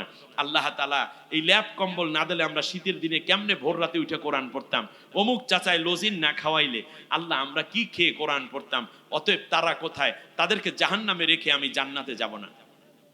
তখন আল্লাহ রাব্বুল আলামিন বলবেন, নিচে 70 জন, উপরে 700 জন পর্যন্ত সুপারিশ করো। সুবহানাল্লাহ। একজন হাফেজ নিচে 70, উপরে কতজন? 700 জন। আমরা যদি এই মাদ্রাসাটা সহযোগিতা করি, তাহলে এই হাফেজরা আমাদের জন্য সুপারিশ করবে। আল্লাহ কবুল করুন, বলেন আমিন। এজন্য আপনারা অনেক টাকা পয়সা দিয়েছেন, আমার খুব ভালো লেগেছে। আমি মাত্র এই 2টা মিনিট সময় নিলাম, বিসমিল্লাহ বলে আপনারা আপনাদের পকেটের মধ্যে একটু হাত দেন। অন্যের পকেটে না, প্লিজ নিজের পকেটে একটু হাতটা দেন। আমি মুসাফির মানুষ, আমার এই হাতে ইতিমধ্যে প্রায় 598 জন অমুসলিম ইসলাম গ্রহণ করেছে।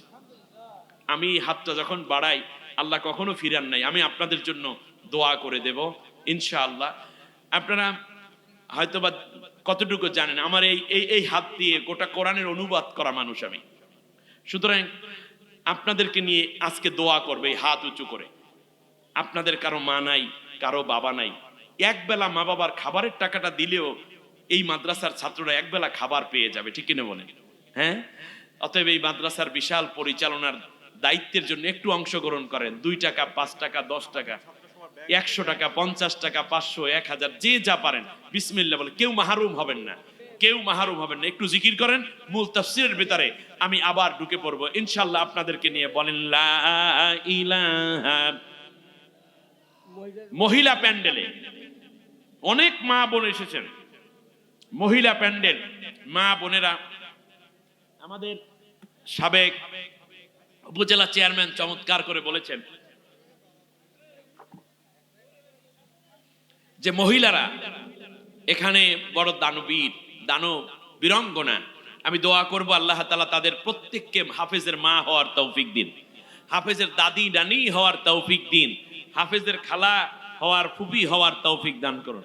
এক ভাই 500 টাকা দান করেছেন, আল্লাহ তুমি দানগুলো বাড়িয়ে দাও।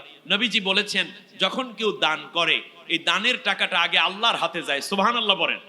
তাহলে আপনি দেখেন আজকে আমি আপনার কি দাম আছে, কতটুকুই আছে, কিন্তু আজকে মর্যাদাবান হয়ে যাচ্ছি আমরা দানের মাধ্যমে আল্লাহর সাথে মুসাফা করার সুযোগ পেলাম। সুবহানাল্লাহ বলেন।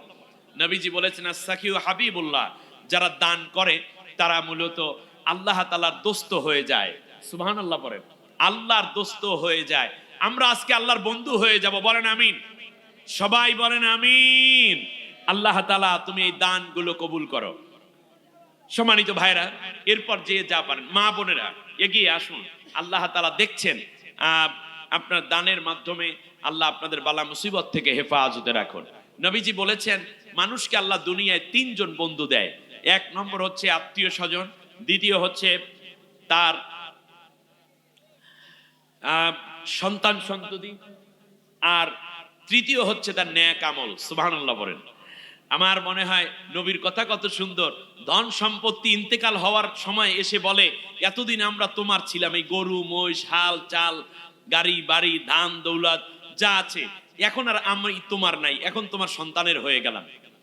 দ্বিতীয়বারে যে বন্ধু তারা কাঁধের মধ্যে করে লাশ নিয়ে কবর পর্যন্ত রেখে দেয় সন্তান সন্ততি ভাই বেরাদার। আর তৃতীয় বন্ধু হইল নেক আমল। এ কবরের মধ্যে বলে দোস্ত তুমি দুনিয়ায় আমাকে এক নম্বরে রাখো নাই, তুমি শুধু জমা করেছো আর আমাকে তুমি সেইভাবে কাজে লাগাও নাই বিধায় আজকে আমি পারলাম না তোমার উপকার করতে। সুতরাং আমাদের নেক আমলগুলো বাড়াতে হবে। আল্লাহ রাব্বুল আলামিন আমাদেরকে কবুল করুন, বলেন আমিন। সম্মানিত ভাইরা, আমি শেষবারে আপনাদের উদ্দেশ্যে বলতে চাচ্ছি আল্লাহ সুবহানাহু ওয়া তাআলার ওই কথাটা আল্লাহ তাআলা বলছেন নুরিয়া ফিরআউনা ওয়া হামানা ওয়া জুনুদাহুমা মিনহুম মা কানু ইয়াহজারুন। ফিরআউনের শাসন বলেন, আবু জেহেলের শাসন বলেন, কিংবা ইসলাম বিরোধী কোনো জালেম সরকারের শাসন বলেন, তা তো আমরা দেখেছি, কিন্তু ইসলামী শাসনটা আমরা দেখি নাই, ঠিক কিনা বলেন? তাই ইসলামী শাসন হলে কি হবে আমি ছোট্ট এক দুইটা উদাহরণ দেই। আপনাদের কষ্টই হচ্ছে মনে হয়, আমি এখনই মুনাজাত করে দেব ইনশাআল্লাহ। দেখুন আল্লাহ তাআলা বলছেন হে দুনিয়ার মানুষেরা, তোমরা আবু জেহেলের শাসন দেখলা, ফেরাউন নমরুদেরটা দেখলা, এবার মুহাম্মদ সাল্লাল্লাহু আলাইহি ওয়াসাল্লামের শাসন ব্যবস্থাটা দেখো, সেটা কি রকম দেখো। মদিনায় রাসূল সাল্লাল্লাহু আলাইহি ওয়াসাল্লাম রাষ্ট্র কায়েম করলেন, ইসলামী রাষ্ট্র, কোরআন দিয়ে পরিচালিত একটি রাষ্ট্র ব্যবস্থা। সুবহানাল্লাহ বলেন। হঠাৎ করে নবী শুনলেন মদিনায় কিছুটা দুর্ভিক্ষ দেখা দিয়েছে। রাসূল সাল্লাল্লাহু আলাইহি ওয়াসাল্লাম ঢোল শহরত করে দিলেন, অ্যাট লিস্ট পাবলিসিটি করে দিলেন। জানানো হলো যে শোনো, আগামীকাল সকাল থেকে রাষ্ট্রীয় মাল তোমাদেরকে দেয়া হবে, তোমরা সুন্দর করে এই মালামালগুলো নিতে আসবা যাদের দরকার। আসলো লোকেরা, নারী পুরুষ। ফজরের পর থেকে আল্লাহর নবী 5 কেজি উটের গোশত কিংবা দুম্বার গোশত, কারণ বাইতুল মালে রাখা যে উট দুম্বা আছে তাও জবেও দিয়েছেন কিছু। তারপরে 5 কেজি খেজুর, 5 কেজি আটা, 5 কেজি ময়দা, 5 কেজি জব, 5 লিটার জমজমের পানি, তেল, এগুলো দিয়ে এক একজনকে বিদায় করছেন। জুহুর ওয়াক্ত হয়ে গেছে, শুনতেছেন আপনারা? জুহুর ওয়াক্ত হয়ে গেল। বিশ্বনবী সাল্লাল্লাহু আলাইহি ওয়াসাল্লাম কানে শুনতে পেলেন বেলালের আজান। আল্লাহর রাসূল সাল্লাল্লাহু আলাইহি ওয়াসাল্লাম আস্তে করে দাঁড়ালেন। সাহাবী আবু বকর, ওমর, উসমান, আলী, তালহা, জুবায়ের সবাই দাঁড়িয়ে গেলেন। বিশ্বনবী সাল্লাল্লাহু আলাইহি ওয়াসাল্লাম দাঁড়ানোর পরে জামাটাকে এভাবে ঝাড়লেন, পকেটটাকে উল্টিয়ে এইভাবে সুন্দর করে যত্ন সহকারে সতর্কতার সাথে ঝেড়ে নিলেন। হযরতে আবু বকর জিজ্ঞেস করলেন, ইয়া রাসূলুল্লাহ, এটা কেন করতেছেন? আল্লাহর নবী বললেন, আবু বকর, আমি এতক্ষণ পর্যন্ত রাষ্ট্রের মাল গরিবদের মাঝে, জনগণের মাঝে বন্টন করতেছিলাম, কিন্তু ভুল ক্রমেও যদি একটা গম কিংবা একটা জব আমার পকেটের মধ্যে পড়ে যায়, সেই জামা নিয়ে যদি আমি আল্লাহর সামনে দাঁড়াই আর নামাজ আদায় করি, আল্লাহর কসম করে বলি এই নামাজ কোনোদিন আল্লাহর দরবারে কবুল হবে না। সুবহানাল্লাহ। আপনারা কি আমার কথা বুঝতে পারছেন আসলে? তাহলে একটি শাসক যদি এত ভয় করে চলে, তাহলে সেই শাসকের শাসনে কোনোদিন কি দুর্নীতি সম্ভব আছে? কোন সম্ভাবনা আছে? আর আমাদের দেশে কি শাসন আমরা দেখলাম, এর আগে যারা করেছে তাও তো একই অবস্থা, পার্থক্য তেমন দেখি নাই। কিন্তু এই জমিনে আমরা দেখেছি দুইটা মন্ত্রী চালাইলো, মন্ত্রণালয় চালালো দুইজন মন্ত্রী, তাদেরকে ফাঁসি দেওয়া হয়েছে অন্যায় ভাবে, কিন্তু একটা পয়সা দুর্নীতি করেছে এরকম রিপোর্ট আল্লাহর জমিনের বড় দুশ্মনরাও বের করে প্রমাণিত করতে পারে না। অতএব বোঝা যাচ্ছে আমাদের এই সৎ লোকগুলো দ্বারা শাসন না হলে আমাদের সত্যিকার উন্নয়ন সম্ভব নয়, ঠিক কিনা বল? 26,000 কোটি টাকা বিদেশে পাচার করেছে দরবেশ। এইটা যদি দরবেশ হয় তাই ইবলিস কেডা, ঠিক কিনা বলেন? এখন বোঝো মজা, ঠিক? 26,000 কোটি টাকা কে খায় নাই? ওদের জনগণের টাকাগুলো নিজের বাপদাদার সম্পত্তি বলে সব অপচয় করে শেষ করে গেছে। আমার ভাইয়েরা, এবারে আমরা আসি দ্বিতীয়বারে হযরতে আবু বকর রাদিয়াল্লাহু তাআলা আনহুর শাসন আমল। শুনতেছেন আপনারা? জোহরের নামাজ পড়ে তিনি ঘরের ভেতর ঢুকলেন। ঘরের ভিতর ঢুকে দেখলেন পেয়ালার মধ্যে দুম্বার গোশত তাকাইয়া আছে, কি মজা। আস্তে করে বিসমিল্লাহ বলে, দুপুরে তেমনি একটু ক্ষুধা থাকে তাই না, নামাজের ইমামতি করে তার শাসন আমল তিনি এক টুকরা গোশত উঠাইয়া মুখের মধ্যে দিয়ে স্ত্রীর প্রশংসা করতেছেন আর রান্না ঘরের দিকে যাচ্ছেন। আমার বউ কি মজা করে তুমি রান্না করেছে। আপনারা কি বউর প্রশংসা করেন? মাঝে মধ্যে প্রশংসা করবেন, মাঝে মাঝে লোকমা জড়াইয়া বউর মুখের মধ্যে দিয়ে দেবেন, একটা সাদগার সওয়াব পেয়ে যাবেন। কথাটা বুঝে আসছে কিনা? এই বউ আপনার কাজের লোক না, বউ আপনার অর্ধাঙ্গিনী, স্ত্রী আপনার সহধর্মিনী, স্ত্রী আপনার মূলত সতীত্ব রক্ষার প্রতীক, সন্তান দানের উৎস, আপনার সংসার গুছিয়ে রাখার অতন্ত্র প্রহরী, ঠিক কিনা বলেন? সুতরাং বউকে যত্ন করবেন। আজকে বাড়িতে গিয়ে যে চাচা যারা আছেন, বউরে গিয়ে আগে আসসালামু আলাইকুম দেবেন, পারবেন কিনা? এরপরে মুসাফা করবেন। কি করবেন? মুসাফা করবেন। নবীজি বলেছেন কোন স্বামী স্ত্রী যখন মুসাফা করে, হাত মিলায়, তখন দুইজনের হাত আলাদা হওয়ার আগেই আল্লাহ রাব্বুল আলামিন খুশি হয়ে দুইজনের সগীরা গুনাহ মাফ করে দেন। এখানে চাচা যারা আছেন, বুড়ি হয়ে গেছে চাচিমা, কোনো অসুবিধা নাই, যাই সালাম দিবেন, তারপর মুসাফা করবেন, গুনাহ মাফ করে দিবেন কে? আল্লাহ তাআলা। আল্লাহ আমাদেরকে হক বোঝার তৌফিক। ফ্যানটা বন্ধ করে দেন। আমার ভাইয়েরা, স্ত্রীর প্রশংসা করলে তারা খুশি হন এবং আরো বেশি কাজ করে। আর যদি বকাঝকা করেন, ভাতের মধ্যে দেখবেন আস্তে করে ভাত রাখবে কাঁচা, এরপরে আপনার লবণ দেবে তরকারিতে বেশি, তেল দেবে কম, ঝাল দেবে বেশি, জম্মের মতো খাওয়া দেখাই দেবে। সংসারে অনেক সুন্দর করে আপনার সাজগুজ সে করবে না। এজন্য রাসূল সাল্লাল্লাহু আলাইহি ওয়াসাল্লাম বলেছেন, তোমাদের স্ত্রীদেরকে তোমরা সম্মান করবে। খিয়ারুকুম ফি নিসাইহিম, তোমাদের মধ্যে ওই ব্যক্তি শ্রেষ্ঠ যে তার স্ত্রীর কাছে শ্রেষ্ঠ। আবার নবীজি বলেছেন স্বামীর অনুগত থাকবে, কারণ স্বামীর সাথে যারা বেয়াদবি করে, স্বামীকে যারা গালিগালাজ করে, অপমানিত করে মানুষের সামনে, আত্মীয়র সামনে, এই মহিলা মারা গেলে সে জান্নাত পাবে না। নবীজি বলেছেন যেই নারী 4টা কাজের জামিনদার হবে আমার কাছে, আমি মুহাম্মদুর রাসূলুল্লাহ তার জন্য বেহেশতের জামিনদার হয়ে যাব। দৈনিক 5 ওয়াক্ত নামাজ পড়বে, যে মহিলা রমজানের রোজা রাখবে, স্বামীর খেদমত করবে, পর্দা পুশিদা মতো চলবে, আর আল্লাহর কোরআনের রাজ কায়েমের জন্য তারা ভূমিকা পালন করবে, তারা জান্নাতের যেই দরজা দিয়ে ইচ্ছা সেই দরজা দিয়ে তারা জান্নাতে প্রবেশ করার সুযোগ পেয়ে যাবে। সুবহানাল্লাহ। অতএব আমাদের সংসারগুলো সুন্দর হোক, বলেন আমিন। যদি রাসূল সাল্লাল্লাহু আলাইহি ওয়াসাল্লাম বলছেন, যদি খাবারে কোনো দোষ হয়, মাঝে মাঝে তরকারিটা একটু খারাপ হয়ে যেতে পারে না, এর ডালটা একটু পাতলা হয়ে গেছে, বা রুটিটা একটু মোটা রয়ে গেছে, অথবা একটু পুড়ে গেছে, ডিমটা একটু ভাজি বেশি হয়ে গেছে, লবণ একটু বেশি পড়ে গেছে, এই নিয়ে বকাঝকা করতে নবী নিষেধ করেছেন। সুবহানাল্লাহ পড়েন। অতএব আল্লাহর নবীর সুন্নাত আমরা যেন ধারণ করতে পারি, বলি আমিন। শুধু স্ত্রীকে ভালোবাসবেন, আর শাসনের ক্ষেত্রে এটা করবেন যে যাতে করে ভালোবাসাই যেন শাসন হয়ে যায়, যে তুমি এটা করতে পারো না কারণ আমি তোমাকে ভালোবাসি। আপনার মায়ের যত্ন নিচ্ছেন নিজের মায়ের মতো করে স্ত্রী, আপনার বাবার যত্ন নিচ্ছেন, আপনার সন্তানের যত্ন, আপনার সংসার সবই আপনার যত্ন করে যাচ্ছেন। কোনো এক অজানা এক নারী, তাকে একটু মাথার তাজ বানিয়ে আপনি একটু গলার মালা বানাইয়ে রাখা যাবে না? আল্লাহ কবুল করুন।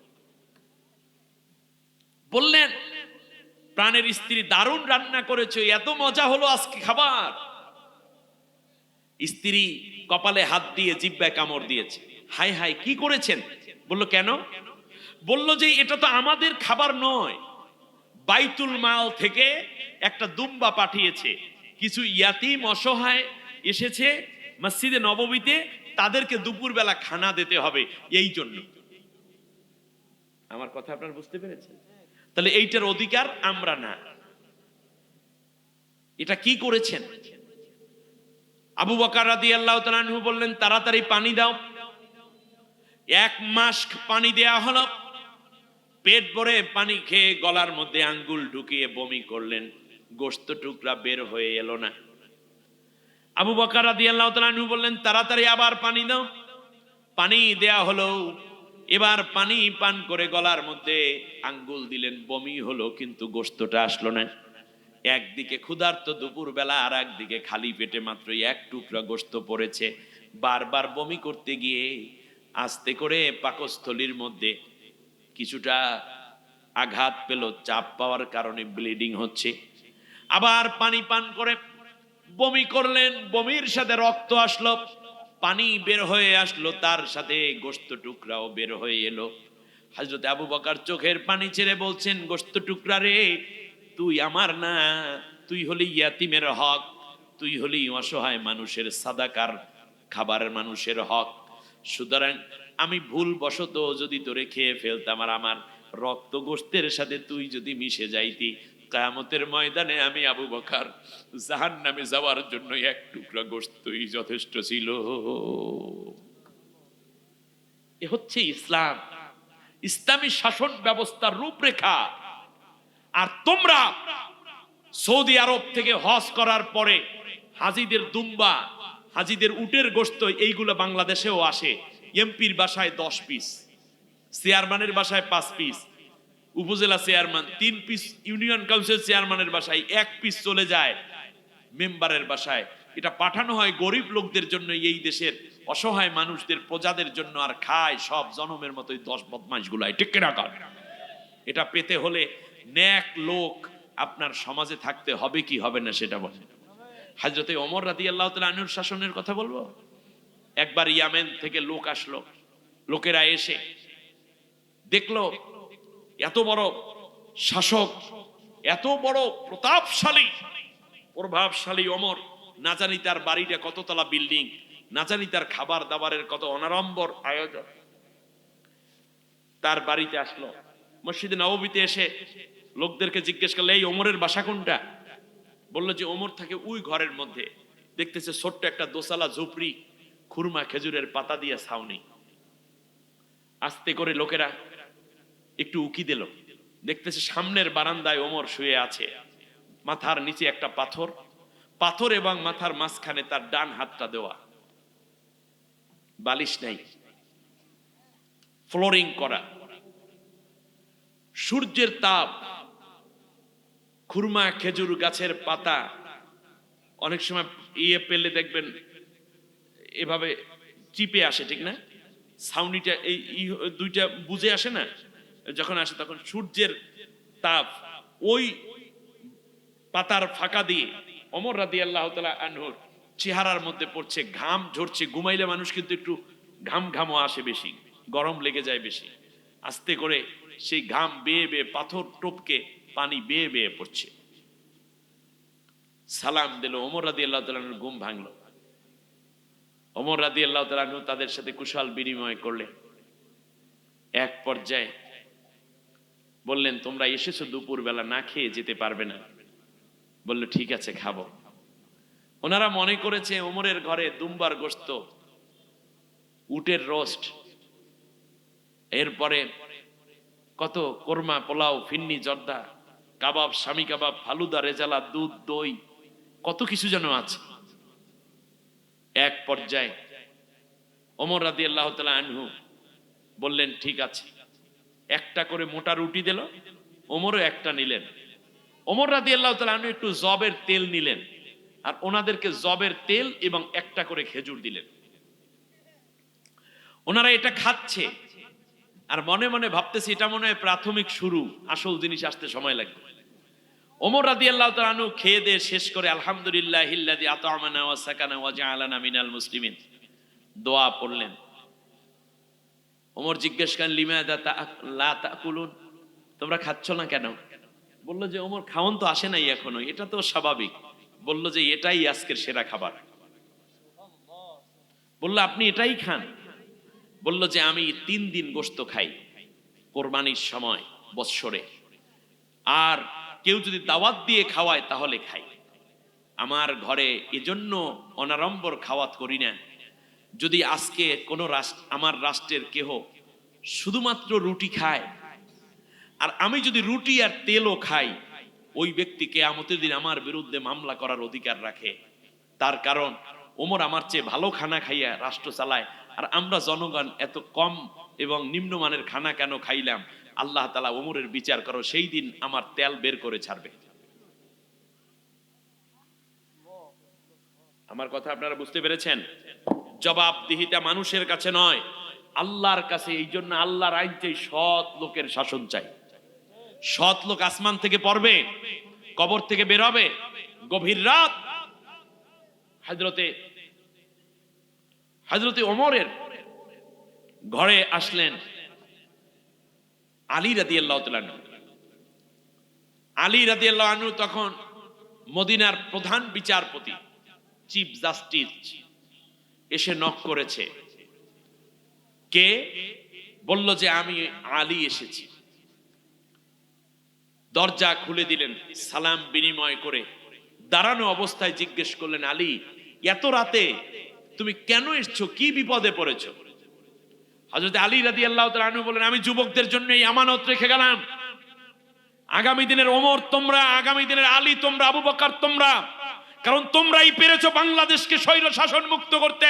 আগামী দিনের নেতৃত্ব তোমাদের হাতেই নিতে হবে, ঠিক কিনা? আমার বন্ধুগণ, হযরতে ওমর রাদিয়াল্লাহু তাআলা আনহু তার সামনে জ্বালানো যে চেরাকটা ছিল ফু দিয়ে নিভিয়ে ফেলেছেন। আলী কিছুটা বিব্রত হলেন, অপ্রস্তুত হয়ে দাঁড়িয়ে আছেন। ভেতর থেকে প্রায় 10 মিনিট পরে আরেকটা বাতি বোঝেন, চেরাক, জয়তুনের তেল দিয়ে জলে চেরাক, এইটা ধরাইয়া নিয়ে আসলেন, জ্বালিয়ে আনলেন, এনে কথা বললেন দুইজন বসে। কথা শেষ করে আলী চলে যাচ্ছেন। যাওয়ার সময় জিজ্ঞেস করলেন, আমার একটা বিষয়ে আপনার আচরণে আমি কষ্ট পেয়েছি, দিনী ভাই হিসাবে আপনার সাথে শেয়ার করব, আপনাকে আমি ইহতিসাব করব, মুহাসাবা দেব। বললেন বলো। সেটা কি? সেটা হচ্ছে আমি পরে যে চেরাকটা নিবাইছেন এটা আমি ধরে দেখেছি, এটার মধ্যে তেল আছে। একটা চেরাক জ্বলতেছিল, আমি যখন বললাম পারিবারিক আলোচনা করব, তখন এই চেরাকটা নিবাই দিলেন কেন? এটা তো জ্বলতেছিল। আমাকে অন্ধকারে রাখলেন। আমি মদিনার চিফ জাস্টিস, আমি হাসান হুসাইনের বাবা, আমি ফাতেমা রাদিয়াল্লাহু আনহার স্বামী। দুনিয়ায় জান্নাতের সার্টিফিকেট দাঁড়িয়ে আমি এক ব্যক্তি, শুধু নয়, আল্লাহর নবী আমাকে আসাদুল্লাহ বলেছেন, কাফেরের উপর আমি সিংহ। আমাকে নবী বলেছেন এই এই উপাধি। হযরতে ওমর রাদিয়াল্লাহু তাআলা আনহু একটু মুস্কি হাসি দিলেন। এবার বললেন, আলী এই কথা, তুমি শান্ত হও ভাই আমার, শোনো। আমার সামনে যে বাতিটা জ্বলতেছিল, এইটার চেরাক ছিল জনগণের টাকায় কেনা, বাইতুল মালের টাকা। এইটার তেল জ্বলতেছিল জনগণের টাকায় কেনা তেলে। আর আমি বসে বসে রাষ্ট্রের জনগণের কাজে লিখিত করিত কিছু কাজ করতেছিলাম। জনগণের চেরাক জ্বালাইয়া জনগণের কর্মচারী হিসাবে, খাদেম হিসাবে জনগণের কাজ করতেছিলাম। কিন্তু যখন তুমি এসে বলেছো পারিবারিক কাজ কথা বলার জন্য এসেছো, তখন আমি মনে করেছি জনগণের চেরাগের তেল পড়ে পারিবারিক আলোচনা করা জায়েজ হবে না। পারিবারিক আলোচনা করার জন্য জনগণের চেরাগ নিভাইয়া দিয়া পারিবারিক চেরাগ জ্বালাইয়া নিয়ে এসেছি।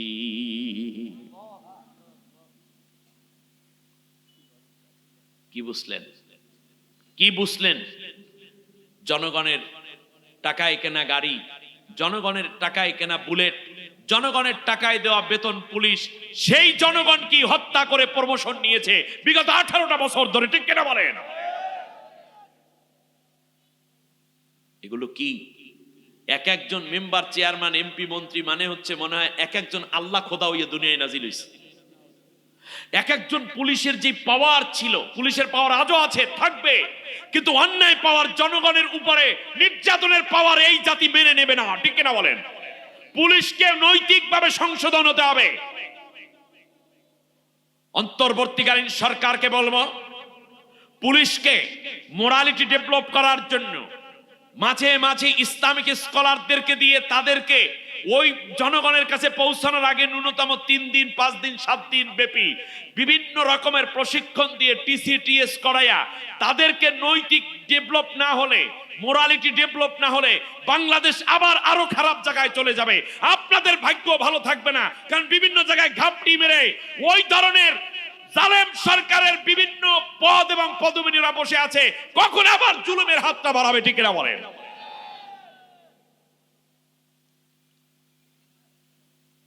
আমার ভাইয়েরা, আমি সহজ কথাটা, ওমর যেটা বললেন শুনুন। ওমর রাদিয়াল্লাহু তাআলা আনহু বললেন, জনগণের তেল পুড়ে পারিবারিক আলোচনা চলে না। তুমি যদি রাষ্ট্রীয় কথা বলতা তাহলে এই চেয়ারটা দিয়েই চালাই দিতাম, যে তুমি চিফ জাস্টিস। শেষ পর্যন্ত আলী রাদিয়াল্লাহু তাআলা আনহু বললেন যে আচ্ছা বুঝলাম, না হয় জনগণের তেল, তাহলে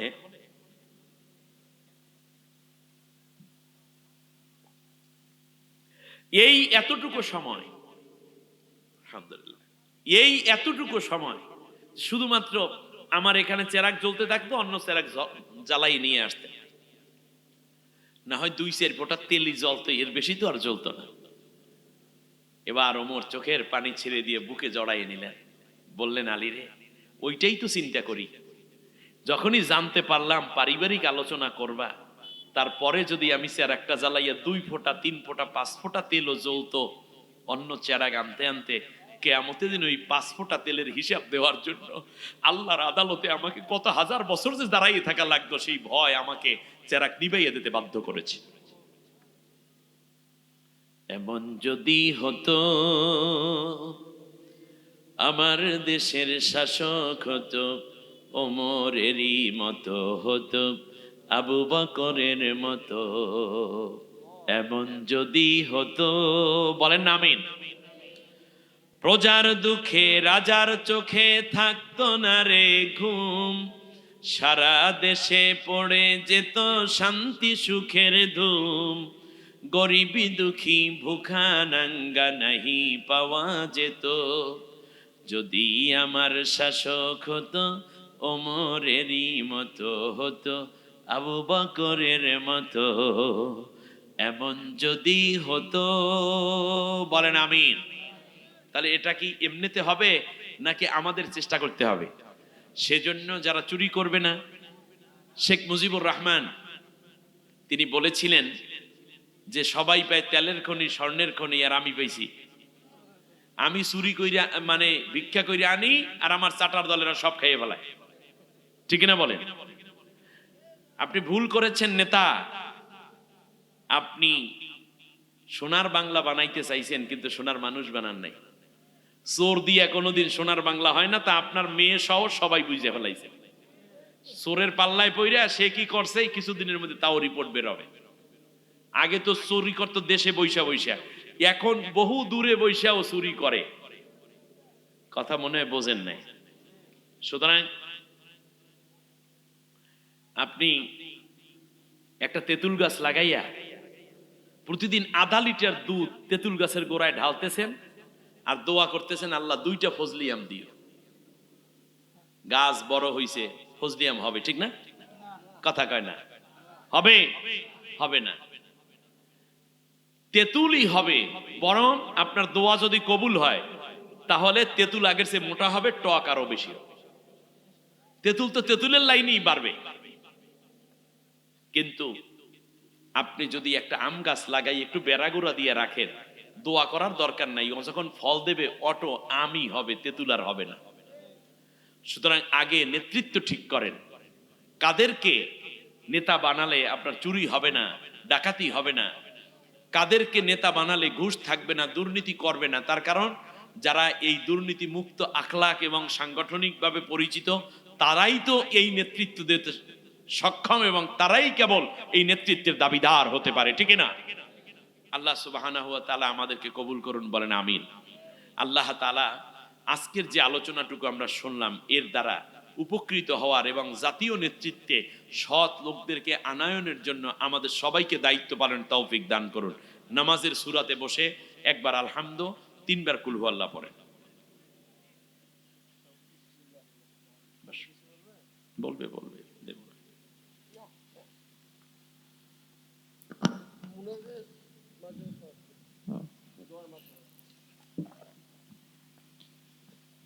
ঠিক আছে, সব মহতরাম আমাদেরকে যে আলোচনা শোনালেন, আমি আজকে ট্রেনিং থেকে আসছি রংপুরে, আগামীকাল 9টা থেকে আবারও প্রশিক্ষণ আমার। আমি মনে করেছিলাম যে 11টা পর্যন্ত আলোচনা শুনবো, কিন্তু মহতরা আলোচনার মধ্যে যে খোরাকটা আমরা পেয়েছি, যে ভাইয়েরা চলে গেছেন, আমার মনে হয় এই ভাইয়ের খোরাক হয়নি, বুঝতে না বোঝার কারণে এনারা চলে গেছে, ঠিক কিনা বলেন?